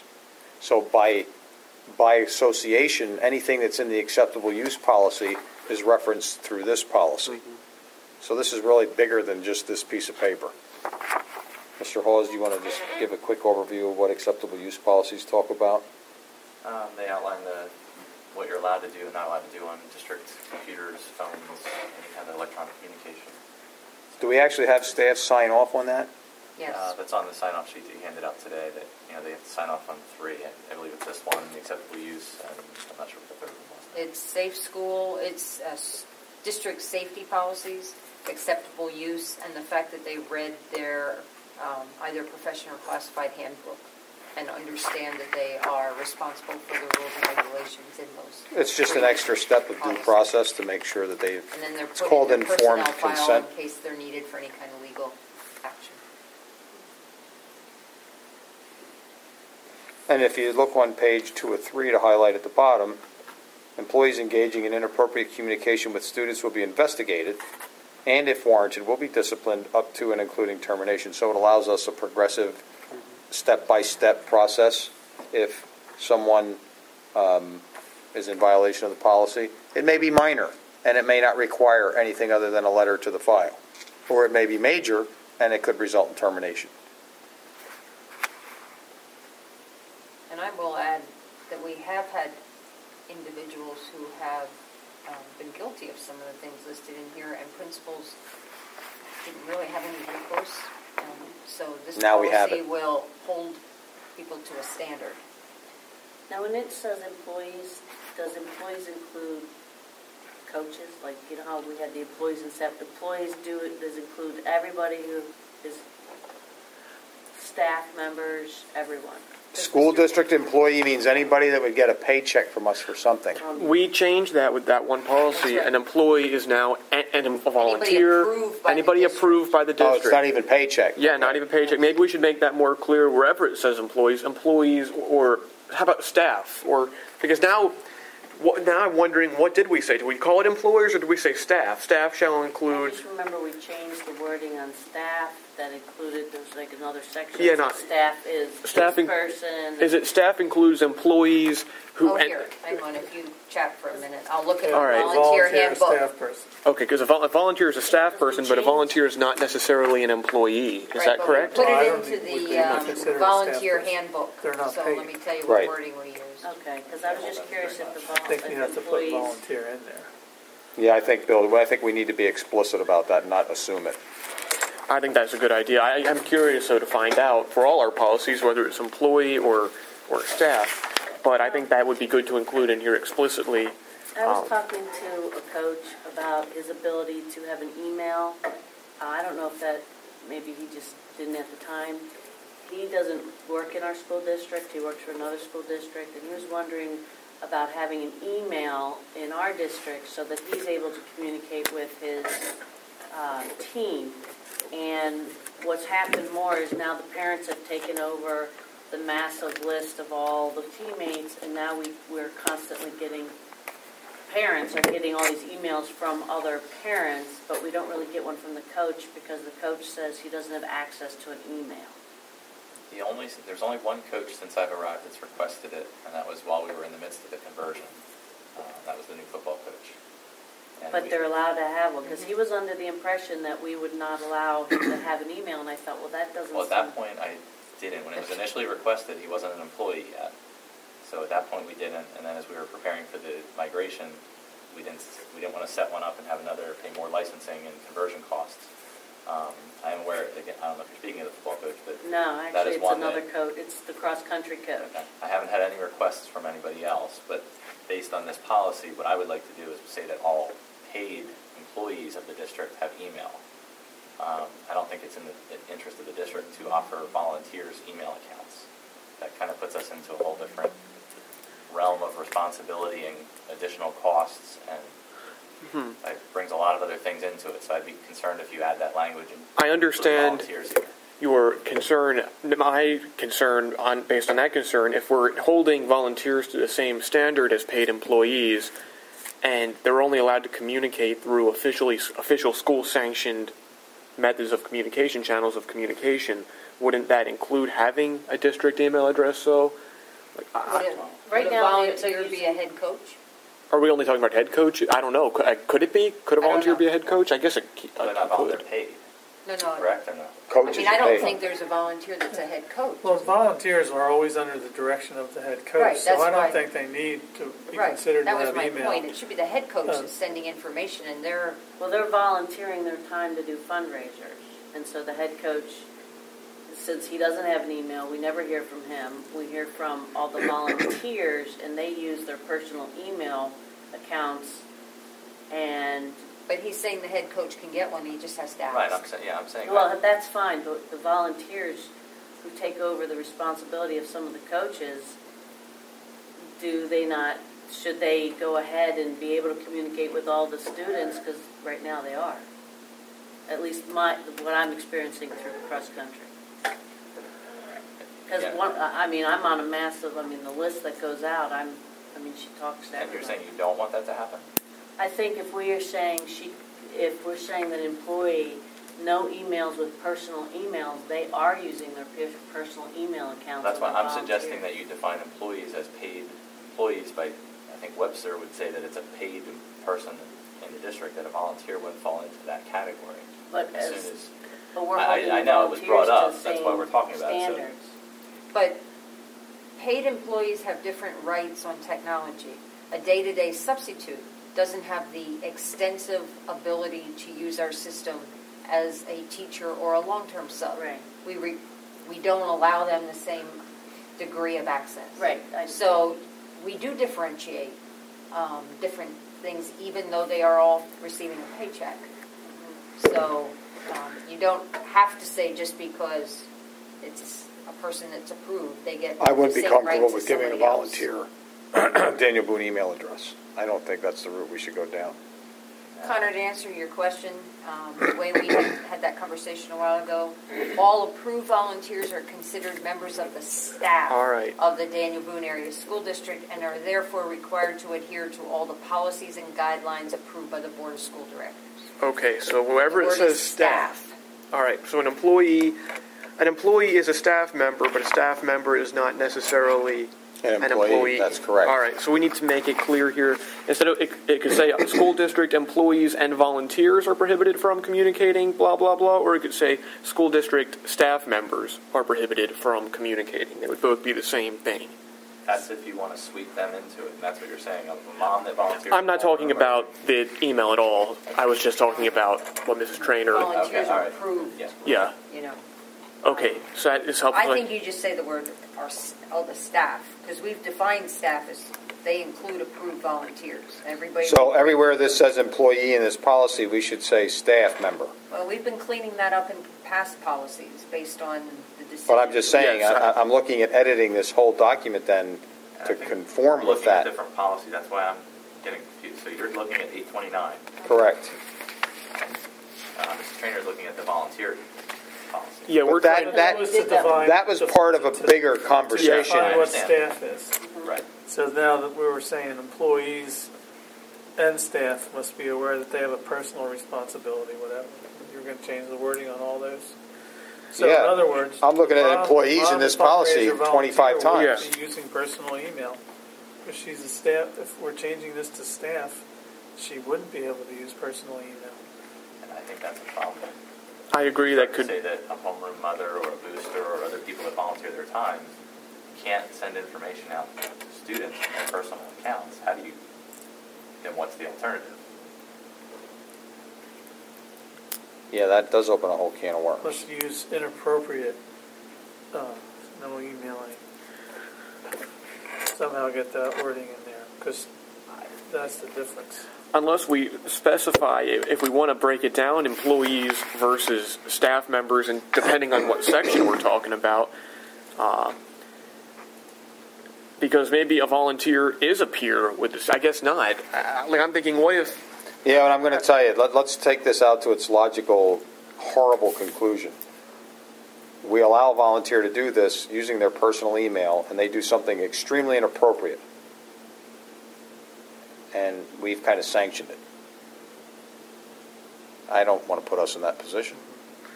I mean, in the universe of things that can happen, it can happen. And I don't want to assume because somebody's volunteering that they don't have evil intentions. I think you can accuse anybody of having evil intentions, as we've seen. So we gotta find a way to. We're painting ourselves a little bit into a corner here, but I think it's a good corner to be painted into. I'd rather get painted into it now than after we're in trouble. So this is a good conversation. I do remember last time we had this meeting, we talked about giving every student in the district a Daniel Boone email account so we could control the environment in which discussions were happening, and we could go back and we can find if anything has happened, and we'd have complete control over the channel of communication. And I think that's an acceptable use policy conversation, not, well, I'm going back now to talking about giving email addresses out. yeah. To all students. That was something that was brought up last committee meeting. But you're mentioning that would be expensive. Well, I think that's different. I mean, the students we have a different level of responsibility for, and there's other solutions available that are different, where students could have a different type of email that the district offers. Because we were looking at that. Categorize that separately from. Okay, because we were talking about that. Volunteers. Having, like, let's say I was at home doing a homework assignment and I had a question for a teacher and the assignment was due tomorrow, whatever. And I wanted to say, hey, Ms. Jones, I have a question about this geography project. She would not be able to respond to me with her staff email because it would be to my personal address. But if I had a Daniel Boone email address, that would be acceptable under this policy from what I understand. Is that correct? This reads to me Yes, as if the staff cannot use their personal email. Right, it's not the student. So a staff member could communicate with a student if the student had a personal email address. Because, okay. Under number 4, the Because we employees. do that now. Right. For, like, Okay. physics. But the teacher isn't always available either to answer Yeah, I understand. a question. Like Doesn't mean students they're- email me if they're coming to a board meeting, they've been invited for something, and it's from a Gmail account or something like that. No, I'll even get inquiries from students on Yeah. personal email. There's nothing stopping them from contacting me. We can't have a policy that says, hey, Oh, yeah. you can't contact me with yahoo.com. I mean, you just Right. can't do that. Yeah, and as long as there's a D. Boone email address involved from the person of authority, that is okay. And yeah, And they're okay. under this All right. set of expectations. Yeah, the idea being a teacher can't, from the classroom or elsewhere, log into their Hotmail account and start sending things to students at their Hotmail account that's now completely outside the realm. Yeah. This also, though, says you as Mrs. Jones can't do any of these things through a D. Boone account to a kid either. You know, it's Yeah. holding them to a high standard. Right, you're talking about the second page, right? Right, Page, right. yeah, page Yeah, I 2 mean- says you can't use your D. Boone account to now send inappropriate things. to be But the first right. one, let's go bullet by bullet. No teacher has any excuse to use personal email to contact students. They have a Daniel Boone account. They're in their professional capacity. There is absolutely no exception to that I can even begin to justify. I can't imagine it unless, like it says here, if you are like the uncle or aunt of somebody, that's a little different. And you're texting them about or emailing them about a party that the family is having. No one's going to say anything about that. But there's no reason for me, let's just say I'm French 3 teacher, to be emailing some kid on the football team that I don't even know to ask him a question about what he was doing in the cafeteria at a certain time from my personal account. That's just inappropriate. Now, going back to Mrs. Hamill's concern earlier, because we are changing all employee, when it says employee, we're going to strike that and change it to staff member. Because Well, we staff have to, member, before we do that, we have to talk that through. That's what we should Make do now. sure, right? sure. That, All right. Because Well, let me go back to I'm a volunteer coach. I would hope that a volunteer coach should be under this and not use, for inappropriate things. I know what she's saying as far as this fundraiser person,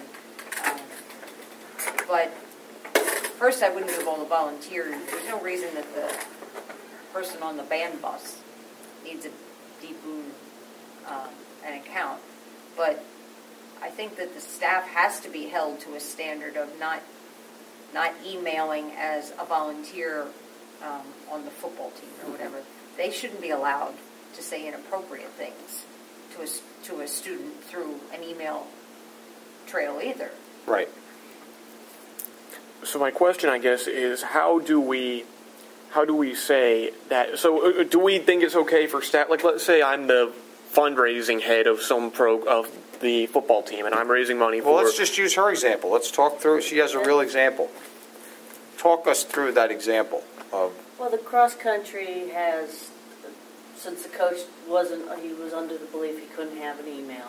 I guess then all of the email addresses were given to this one volunteer mom, and then she communicates with the kids and sometimes with me.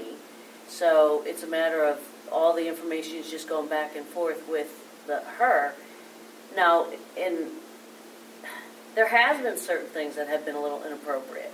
see? You know, there has been things that have been said to the kids that when I got the email, I was like, why is she saying this? I mean, what is this? Where is this coming from? How did this happen? So there are things that are these. And she may not think it's inappropriate. You know what I mean? She might not have had that intent. Well, it's just that a lot of the loose volunteers language. are allowed to be in and out of of my kids' lives whenever they want. Right.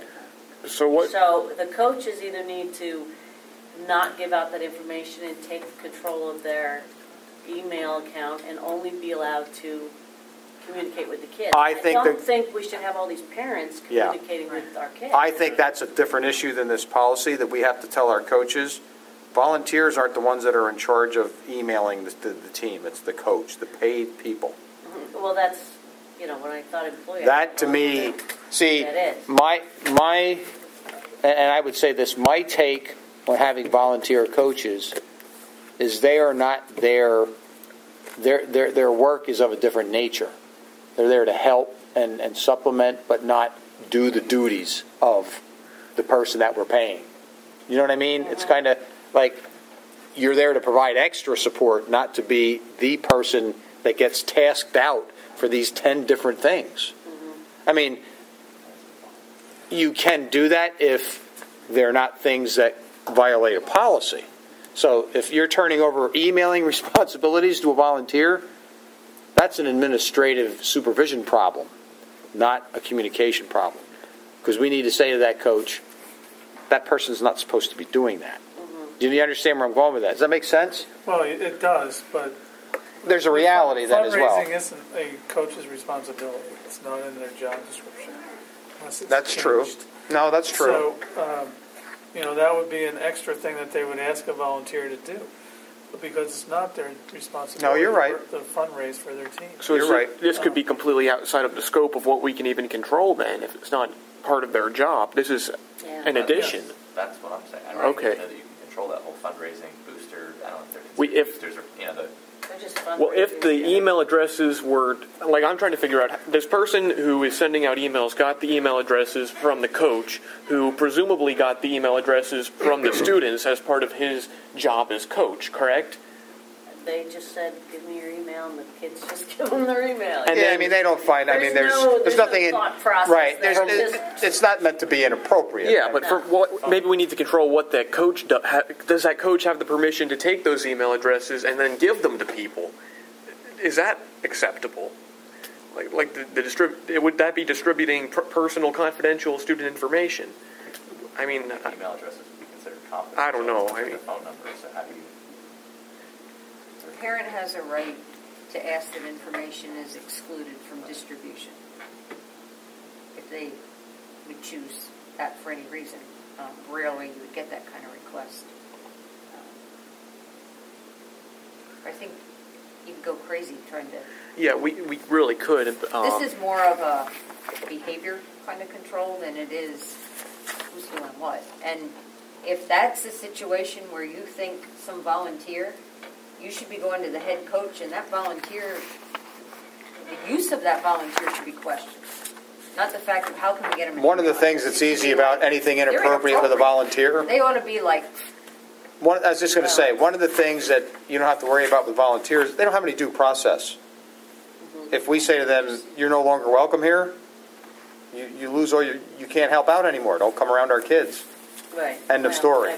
Contact the coaches. Yeah. Right. That's what you should do. There's not a real clean way of saying, this person is saying inappropriate things, and then it's a matter of... Well, it's almost... It's contradictory to say as a volunteer you're fired. You know what I mean? Yeah. You're not saying you're fired. You're just saying we don't want you associated with this program anymore. And I think because we approve all board members, we approve at the board level all volunteers. So you obviously then as a board have a right to say, But this volunteer didn't have to be approved because the coach just said, you can do a fundraiser for us. Well, that's a whole different matter another then. issue. That's a whole different matter I then. mean, we don't approve what the coaches decide to do on, If the he coach- says you're Are gonna you do- saying that's a parent that's helping the coach? It's not a volunteer It's that's, a volunteer to the coach. I mean, they're volunteering their time to do fundraisers for the coach. But they're not approved. They're not a board-approved volunteer. which would mean if they're not approved by the board, then they're not subject to any policies we have. That would be correct. Right. Which is an issue. Well, no, you don't want to start reaching your arm out to those people. I mean, the board's purview is going to end somewhere. That's true. I mean, you're going to get into this universe of trying to be almost, I'll use the word universal control over every little thing that happens. I think you're getting outside the scope here of the intention of this policy by, if I invite my neighbor across the street to say, hey, would you mind helping me out with some fundraising? Or it sounds like somebody's just doing that out of the goodness of their heart. They're not even board approved. No, They're just trying to help out with fundraising. Trying to help out. Yeah. I just think if there's interaction with students, if there's actual interaction with students, there needs to be some type of authority. But I think if we have board-approved volunteers, they should be subjected to this policy. Yeah. I think this policy, Point blank. I think we've discussed it a lot, and I think the whole board is going to want to discuss it. I mean, Mrs. Hamill and I, and the rest of us can go back and forth, but I think... Well, it's a first reading. Yeah. I would recommend just keep the wording as it is for now, and we'll bring it forward, and you, Connor, when we report out on Monday, you can talk about this. I'll certainly chime in. I do... Mrs. Hamill can chime in, and then we can... Are we going to change employees to staff? I think that's... Well, I think what we should do, I've already posted this for the agenda, so we can, in the first reading process, do it. I won't do it by Monday, but we'll just make a note that we're going to make that change if that's what we think we need to do. Well, I think we want to, because actually the title of the policy is staff yeah. student communication.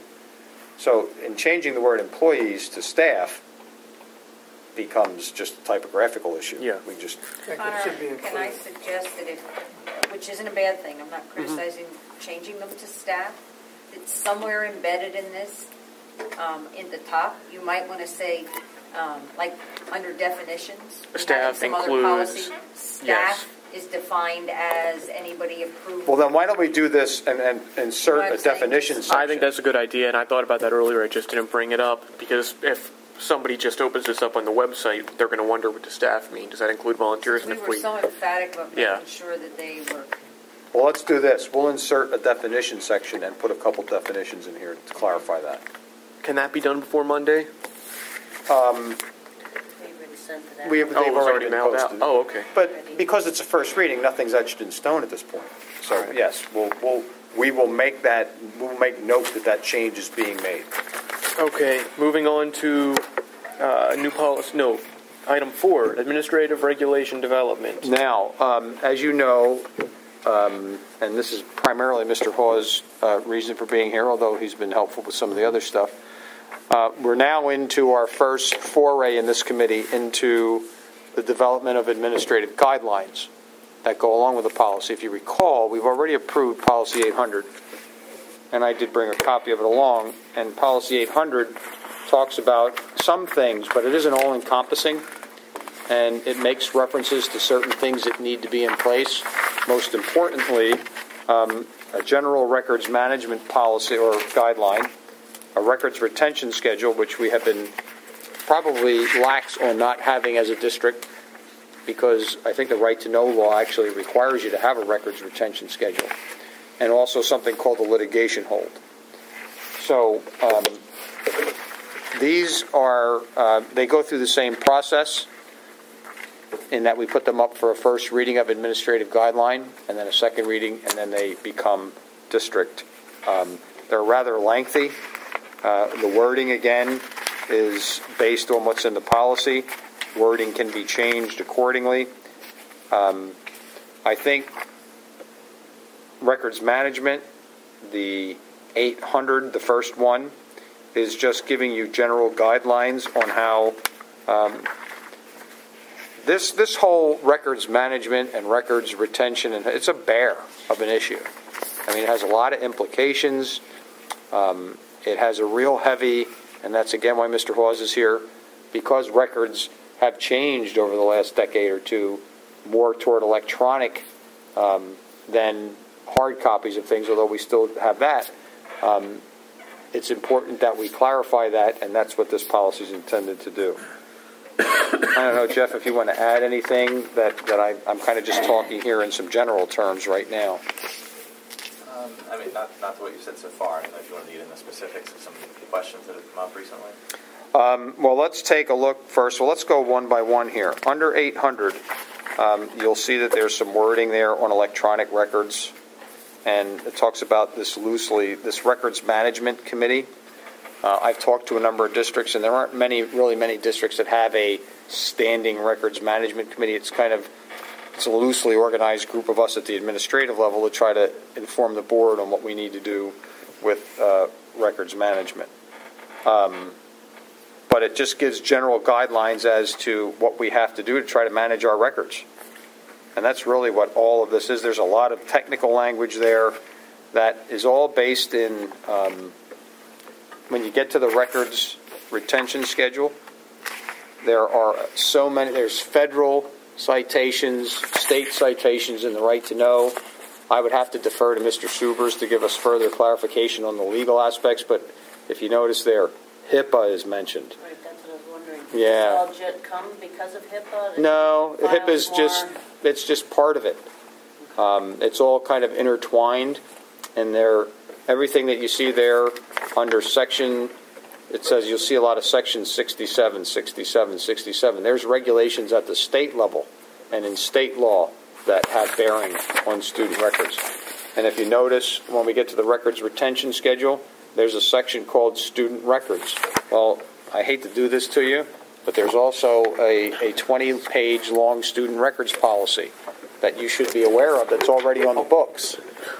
So I don't expect you to go home and read that tonight, but you need to know that there's a whole nother world in managing student records that is regulated by federal and state law. So that is beyond our scope for tonight. That's for some easy reading when you can't sleep. So I have a question about the... So let's start with questions, and then we can get more specific. All right. The, what's it called? The committee, the Records Management Committee. What is that, and do we have one now? No, we really don't have one yet, per se. I think our Records Management Committee is probably me, Mr. Hawes, and whoever else we need to talk about with records. Because it says here, the committee shall be established by the board. Does that mean there needs to be a vote taken? We name the following people? No, I think a Records Management Committee is more like an administrative committee. Oh, it says here, members of the committee shall include the superintendent, the assistant to superintendent, technology director, business administrator, board policy committee chairperson. Well, which I guess is me. All right, you're on the committee.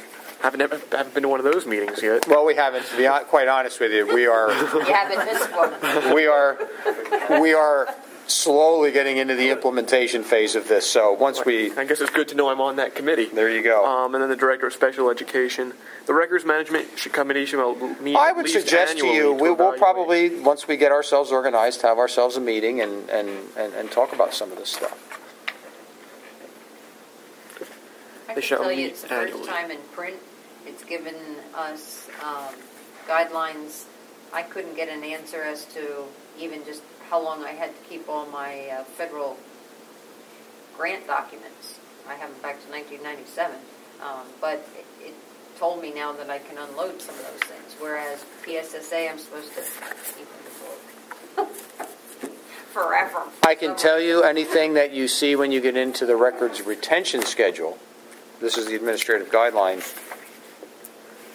That's law. We didn't make any of that up. We didn't arbitrarily say, well, you know what, we only want to keep bid documents for 1 year. No, it says 6 years after completion, you have to hold on to that kind of stuff. That's law. Yeah. So we're just codifying the law by putting it onto this piece of paper. That's why you see all of those citations at the end. And if you notice, like if you look at, where's the first example of it? Public records requests. There's a number 1 aside of it. on page 3 of 8. Well, that 1 then refers back to number 1 here. That's the legal citation. Yeah. Now, I'd have to ask Mr. Subers exactly what that means, but that's why you have to do it, because it's written in the law. This is actually very good for us to have. It's just implementing it and making sure that we follow it once we have it on paper. Yeah, it also is very helpful. Record classification, whether it's a public record or Exactly. not. And that's all part of the right to know law. Yeah. So it's all, it says whether it's exempt or public. To be honest with you, in the course of, we do not get many records requests from people at all. I mean, I get maybe if some issue flares up, I get a couple right to know requests.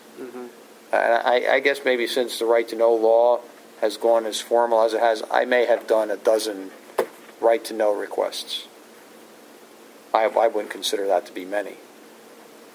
Every once in a while, you'll get some national organization looking for the salaries of all the teachers from whatever. I know Sodexo had some issues where people were asking us for food service information and asking. I have a question.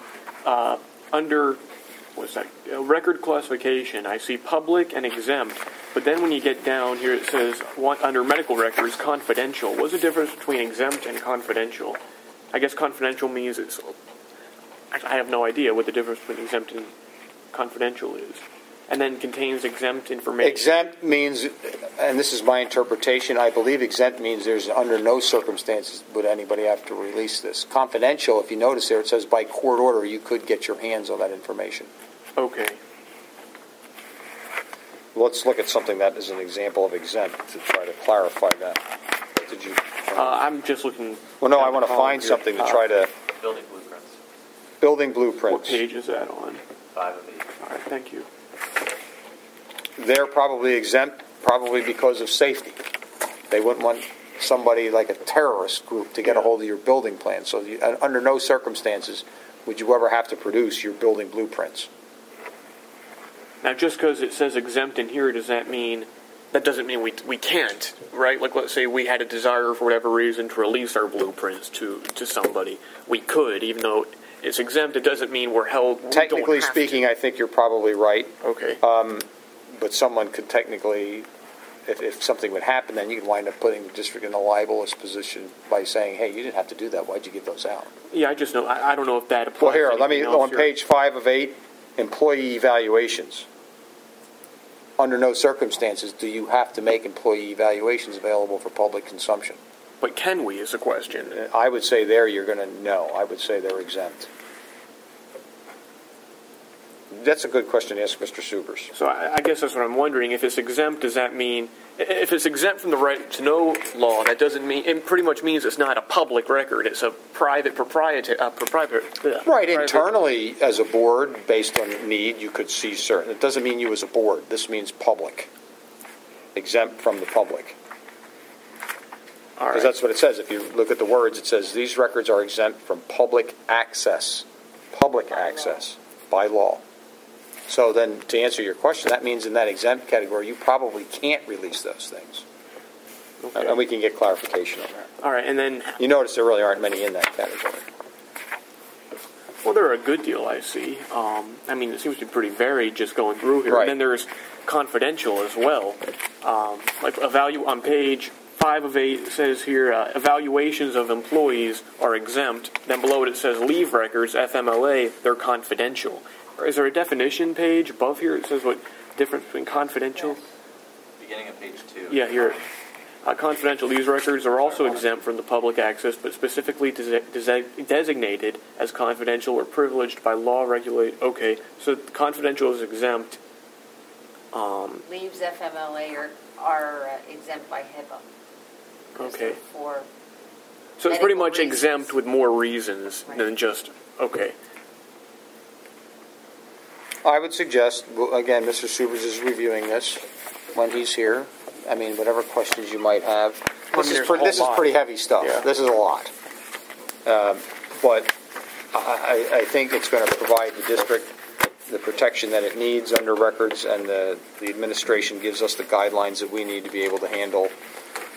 To be quite honest with you, it's one of the things that isn't on here is we probably need to come up with a little guideline on records destruction.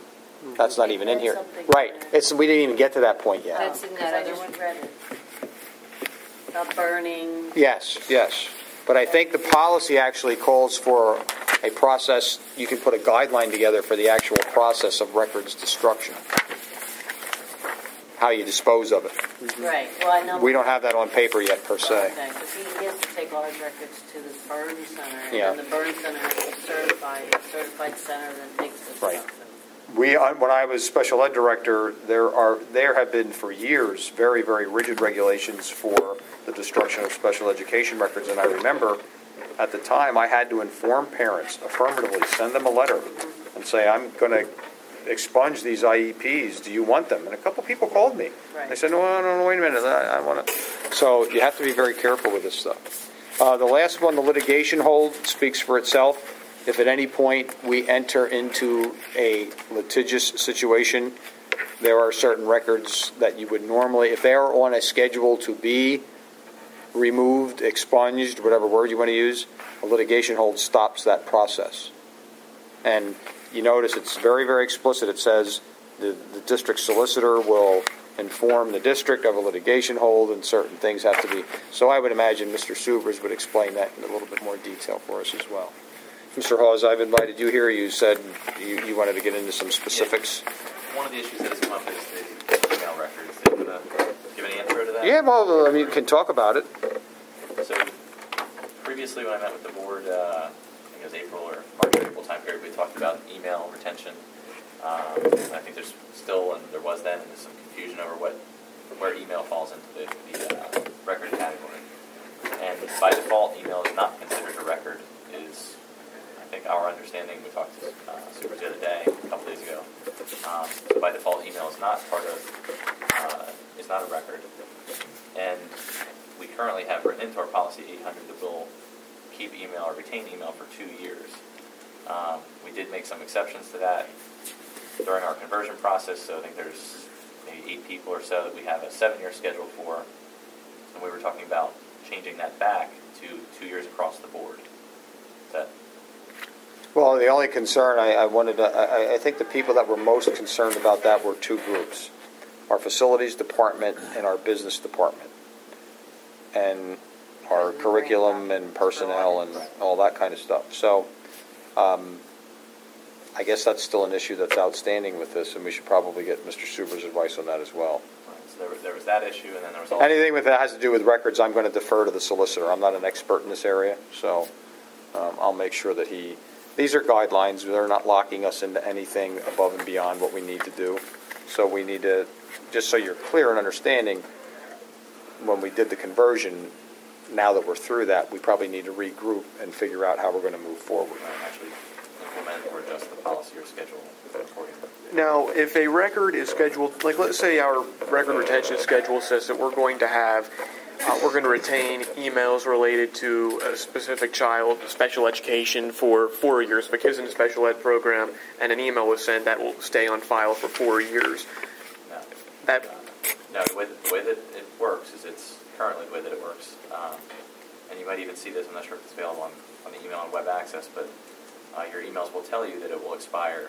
You as the board will expire in 7 years. Now, I wonder about that expiration. This is what my question is about. It's not about any hypothetical. It's about, let's say in 8 years, if I'm still on the board and I wanted to see in 8 years what an email I sent 7 years ago said, would that email be gone? If it's only on schedule for 7 years, it will be gone. Yes. Only Okay. unless you would copy it out as a hard copy and keep it. Okay, because unless you convert, that's the whole idea. They're not records by default.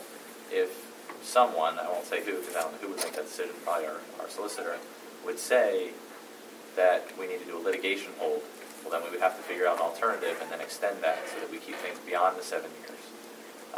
If there's something that we receive, and this was the issue with our facilities, they have things stored in email that they Probably should be records. converted to documents. They need to be converted and taken and put somewhere else. Okay. So, and that's true of any email. If you're receiving any kind of content that you believe is a record or that we define as a record through the policy, it needs to go somewhere else. It can't live in your mailbox. All right. So that's the concern. We can't tag and say, we'll keep this one for 4 years, and if it's that kid, keep it for 5. It's a blanket statement by default. So that's the way it is now. It's 2 and 7 years, and we're actively going that way now. See, the thing that I don't want to do is if Mr. Smith has sensitive documents from a facility standpoint, I'd like to give him a chance to convert them so that we're not wiping out his email. If he's been using his email as kind of like his filing cabinet, what we're saying is that's not a good practice, and we need to get past that practice before we need to take some time to do that. That's why we went with that 7-year thing to kind of find out where we were with this whole thing and this conversion from group-wise to... And our board members are going to switch from 7 years to 2 years as well? Well, again, right now it's at 7 years. I think that's part of the discussion. The policy says 2 with no exceptions. We made exceptions because we thought maybe we didn't. Policy was approved before we did the conversions. I think that is a discussion, because going back to when we decided to switch over to the new system, some board members, I think Mr. McCullough brought it up, how he's been on the board for a long time, and he has emails that he likes to go back and reference. Sure. And he would have to convert those. He would be able to convert them, right? Again, that would be the discussion. Either there's an exception made and the policy is adjusted. Which I think this discussion needs to go beyond the scope of this committee because we're new board members. Absolutely. I don't want to tell Mr. McCullough, listen, we made the decision as a policy committee meeting, at a policy meeting. Right, I'm just prepping on the way that it is. Yeah, okay. So right now we have the 2 and the 7. The 7 years for a very short list of people, which includes the school board. The second issue, are you okay on that one? Yeah. Just the topic is, I'm sure it will come up Monday or after. The second issue that's come up, and I think there were multiple board members taking part in a practice of forwarding emails out to another account because of pushing. The limitations of group-wise. I mean, we all knew it. That's why we changed. There were a lot of limitations there. So there was this process set up to just auto-forward all email to another place. Since we've converted in June, I've had, I think, probably 5 of the board members at least have contacted me, and I've worked through that with them without continuing that practice. The system does not allow that by default. In probably all those discussions, I pointed out that I feel it would be negligent of somebody in my position to allow that to happen, to allow a mass conversion or push of our email, because now that would be outside of the policy, and I could not destroy it. So in your earlier example, yes, I can destroy everything after 2 or 7 or whatever we determine, but if somebody has pushed all of their email to another place... Yeah, you have no ability to control that. I have no access to control it, and we can't carve out exemptions for certain individuals if we have to open it up. It's like unlocking your door of your house at night. Anybody can walk through the door. Every employee, disgruntled, potential furloughs in the future or past, it's an all or nothing. Yeah. If we would do something like that. So obviously I haven't taken that step, but there are requests out there for that. We actually didn't we ask Mr. Subers to kind of weigh in on that, to give us he hasn't, multiple issues. He hasn't given us a written opinion yet on it, but that's a little bit of a sensitive issue that will probably come up with, the discussion of this whole policy. I don't think it's anything that's really part of the approval of this. It's really kind of a practice issue. Right, just so everybody understands the implications of the policy. In order to follow the policy, you can't do that. Will you be at the meeting on Monday to bring Yes. this up? Okay. I'll be there Monday, or if we want to wait for the actual board meeting, that's when our solicitor will be there. It's up to you guys, but either way, he has an opinion that he'll have. Well, I'll see if I can actually have his opinion before we... Yeah, because I think the committee of the wholes are more geared towards discussion. Right. So I think it might be better. Sure. So when you take an email and you put it into a cabinet, or what happens then when you get rid of them? It comes out of your cabinet because yes, every email has a date, and each one is tagged with a retention policy based on who you are, or how we've applied it. So they'll expire regardless of where they're at. They could be in your cabinet, your inbox, your sent. It'll just roll 2 years, and it'll be gone. All right. Okay. So that hasn't impacted the newer board members. Because I was moving documents from my email to my desktop. Okay. And putting them on the desktop so I can just grab them. I don't have to go back through my... Documents or the actual email? Well, documents, just some emails. The attachments is different. Right. If you save the attachments to the hard drive, they'll stay forever. again, those things are outside the control of the destruction policy, or the Right. retention policy, which is the destruction. So there's not much we can do to prevent individuals from taking an email or a document and putting it somewhere. My concern is more that massive, just opening the floodgate and saying, send everything somewhere else. Yeah. So on your desktop, I can't touch it. Okay, because like a lot of the board stuff I put onto the desktop so that I can just pull up one file and I have everything I need. I don't have to look through my emails anymore. I do the same. Okay. With attachments, I don't keep them in my email. It's too hard to.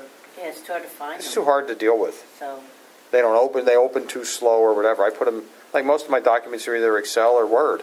I save them, and I have my own H drive, and like probably all of you do, that has everything that, like all my board updates, even though they get emailed to you, I have a hard copy of those. They're never going to get scrubbed unless somebody steals my computer. The things on BlazorNet, we have, like, I know when I first joined the board and I was sworn in, I got access to old board minutes from years and years gone by. I guess they go back to like 2008 or something. Is there any record? I mean, are those are permanent records, I guess, because upstairs we have board minutes going back to the 1960s. Well, if you on the retention schedule, Oh, it's on the schedule. Okay. that stuff's on retention, and that is permanent. I was just saying, the minutes are permanent. That's the permanent. agendas are less. So, All right. so I know once in a while, if I can't get this to print or something, I email like a document to my personal computer so it's easier to print. So I shouldn't be doing that. I'm not going to say what you can or Okay. can't do. I can't stop it, so I But don't want to. that's what you're trying to stop. No, the policy doesn't No. say you can't do that. Okay. That's you doing it. What he's saying is, it's not an Oh. automatic. Okay. Right. It's not an automatic push. Certain board members want things pushed, say, to a Gmail or an AOL account, or wherever they want it pushed. If you want to email something to yourself at Gmail, that's you doing it. Right. That doesn't open us up to any problem per se. What he's saying is to open up, because if you open it up for you, then I got to open it up for every employee in the district. Okay. Right. And again, it's the individual forwards. You have a reason for doing it. Right. My concern is the floodgate scenario that could include confidential personnel matters, student matters. All of that is now sitting out in a Gmail account, Forever. protected by somebody's password. Yeah. And I don't know how strong it is, and I can't disable their account. I can't delete it. And I think a lot of that was to get around, you said earlier, group-wise, and I know how that's terrible. what it Yeah. was. So, and I've worked again with most of the board to resolve that, but it is still an open issue. There's a request out there that I need. All right. That makes sense not to do that. So we'll have that on the agenda for Monday. I'm sure there'll be a healthy discussion about all of this. All right, moving on. Are we good with that? All right. Discussion of pending policy development, cardiac arrest guidelines, and concussion management guidelines. I'm going to turn this over to Mr. McElmell. He had done some research for us, but before he gets ready to make his comments, I don't see them attached here. there's no writing it Okay. yet. We want to do some research on this because I think, correct me if I'm wrong, Bill, the state has come out with some affirmative actions we have to take regarding cardiac arrest and also concussion management. So with that preface, Right, which I think we talked about in our when we meeting. have our little meeting.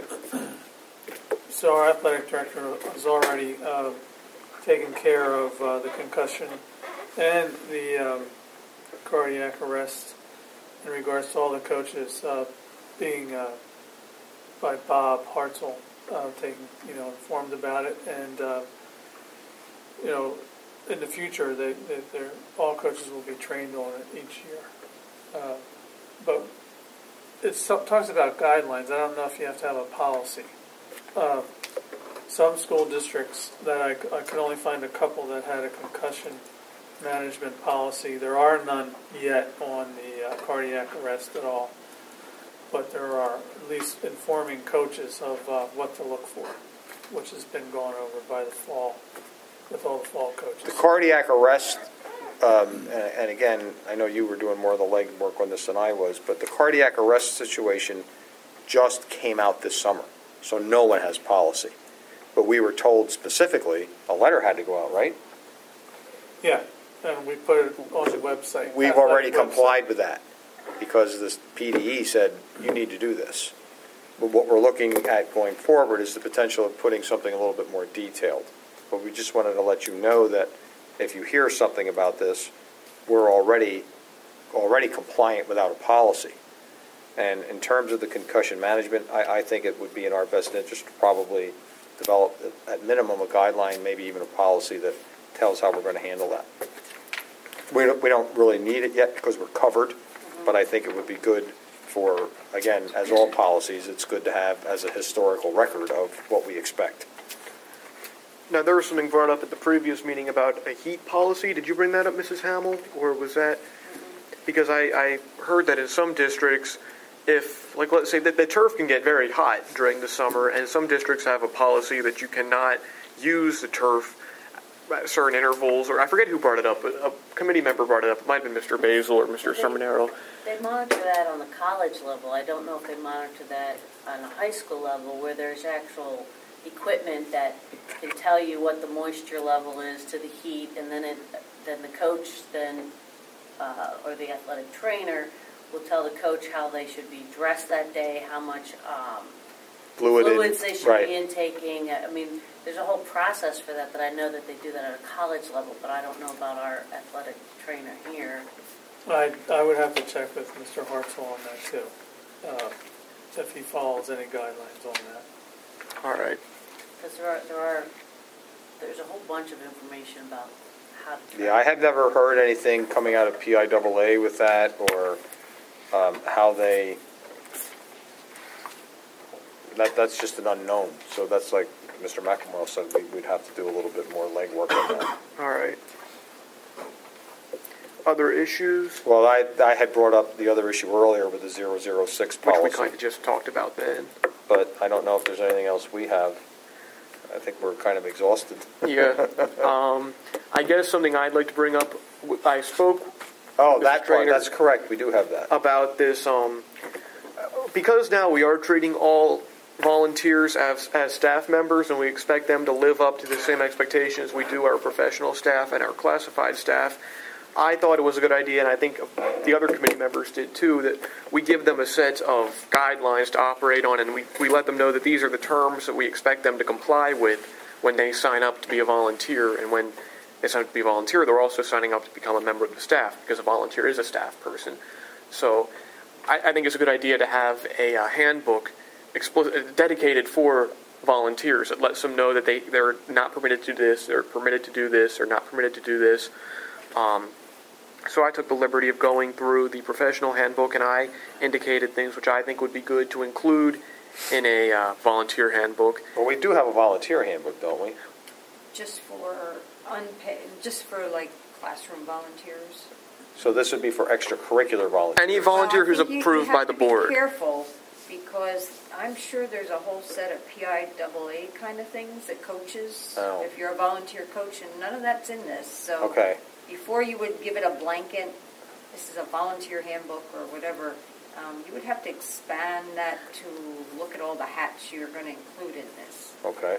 I'm not aware, I haven't looked at what Goose gives out for coaches, but she would be expecting them to follow everything that's in that handbook, and that probably doesn't include that. Okay, well, I think that should be added into this. I think, is there a consensus? Do you think that's a good idea to have a policy for volunteers to let them know? I mean, if I were signing up as a volunteer and I'm expected a handbook, policy. Policy or guideline, or yeah.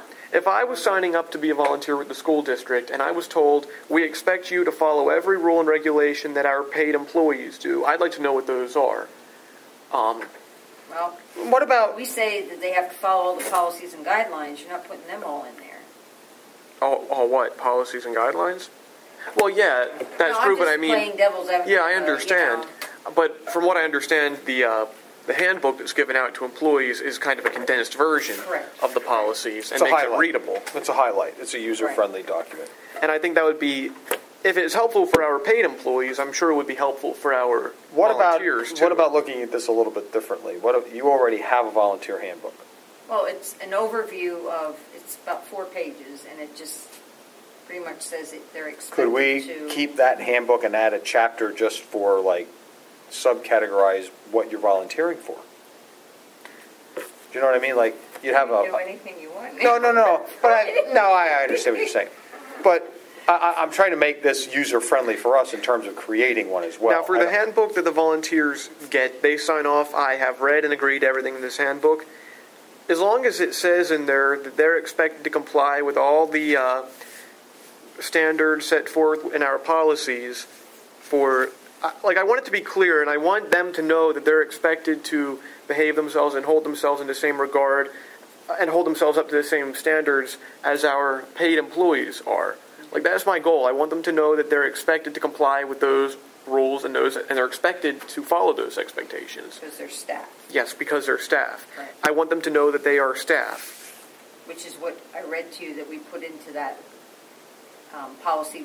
I just handed it out today so they would destroy anything they had from previous years, and that would be the policy, the guidelines that they would give out to new volunteers. Okay, so the new volunteers beginning this year. Or any volunteer, because they're one-year appointments. Okay, so the when volunteers. they come in this year, they're getting a copy of this new one. And they're going. Do they sign? And they sign off on that. So they're going to sign off saying, "I understand that I am expected to live up to the expectations of all district employees."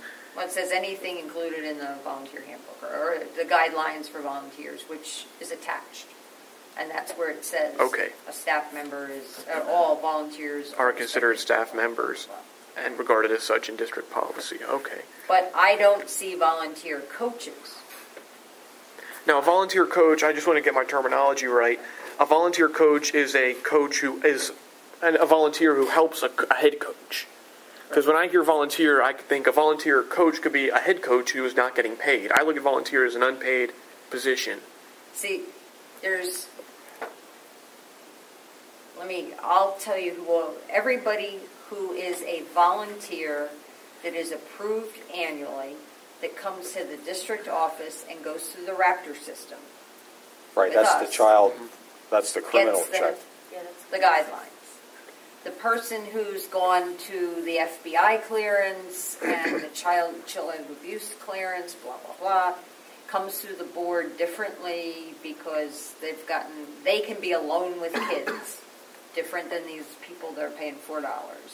I don't see them. And so they don't get, as we speak, they aren't getting a copy of this. The better way to do it would be after anybody's approved, that it gets mailed out, as I do with a substitute handbook, to a newly approved substitute teacher. You should send it to everybody who's board approved. Yeah. Jane could be putting that in the approval letter, as opposed to just handing it to the For rest. example, we just approved the football coach, our new football coach, his dad is going to be an approved volunteer. He's not paying, none of that, but he's going to technically work for us as volunteer. Yeah. He wouldn't get that, right? As we speak, no, because yet He's on the he agenda is a higher level for Monday. of volunteering because he's been approved to be alone with kids. Because he's brought clearances. He's been cleared. Right, he's been cleared by he can't be federal government, yeah. state government. He's done all that high-level clearance. But he has not gotten this form that you talk about. Right. He needs to. If he's a volunteer, all volunteers should be getting this form. Well, we'd have to vote on them too, right? Correct. Right. So that would be... Correct. I'm just explaining right now, we could fix There's that a differentiation of who's getting this handbook that he's talking about. Well, not this handbook, but the Well- handbook Emery is talking Right, about. the guidelines that we have to read.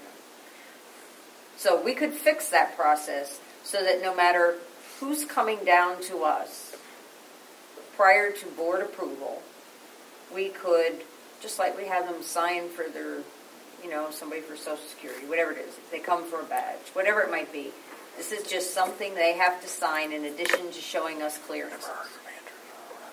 So you could do that. I think we should do that. Is that will formal action needs to be taken at a board meeting to do that? We just change the formality in the district office. Jane and Lori and I can take care of that tomorrow. It's just a practice. I don't think it needs... Yeah, you don't approve You'll know what we're I doing it. require before I show you at the board level. Here's somebody for approval. We have all our little checklists that we just create on our own. All right. Do you think that's a good idea, Mrs. Hamill? I think they should be given guidelines, what's expected of them. Well, So it's you're not. saying- It's not going to be listed specifically. It's going to say you acknowledge you're under all the guidelines that any employee of the Daniel Boone School District, you're a staff member. So whether it's a Just policy, something as whether simple it's a as guideline, something as simple as this: you're not allowed to smoke on school property. They need to know that. Just because they're a volunteer doesn't mean you can light up on school property. Right, but will you give them a handbook or have them go to the website and read it? I mean, what's... everything's not delineated in these 4 pages of. It does speak that we do not discriminate. You know, things that law tells you should state about yourself as they're employees now. But we don't go through step by step. You don't email kids. I mean, that would be so comprehensive. It would be like a binder. We tell them that if it affects an employee of the district, it affects you. Okay. And then, do you understand that? Yes, I understand that. So legally, we're covered. The question is, if we were talking about earlier, should volunteers be allowed to email students? Something like that, you said that would not be included in the 4 pages. Currently, no. And I wouldn't recommend doing that. It'll get too bogged down with. And the one thing you might not think of, Is the one thing you don't tell one them. thing you don't include. if you just put them on notice that if it's a guideline in the Daniel Boone School District, it's your responsibility to know it. If you're gonna It's kind of like once you get a driver's license, you're expected to drive safely, period. We're not going to keep reading you all the traffic laws. It's like when you buy something online and you click the box, I agree to the terms and yeah, conditions, there's right? 8 pages of stuff. If Yeah, you that's don't read them all, you're still liable. Yeah. Right. But yes, I can easily take care of that. All It's right. not a problem. I think that would be a good thing to do. And that handout has already been board approved in the spring. So what we're telling them has already been approved by the board. So. All right. Then, are there any other things to talk about? Public comment, anything? All right. Mr. Matz, you sat there for over 2 hours and had nothing to add.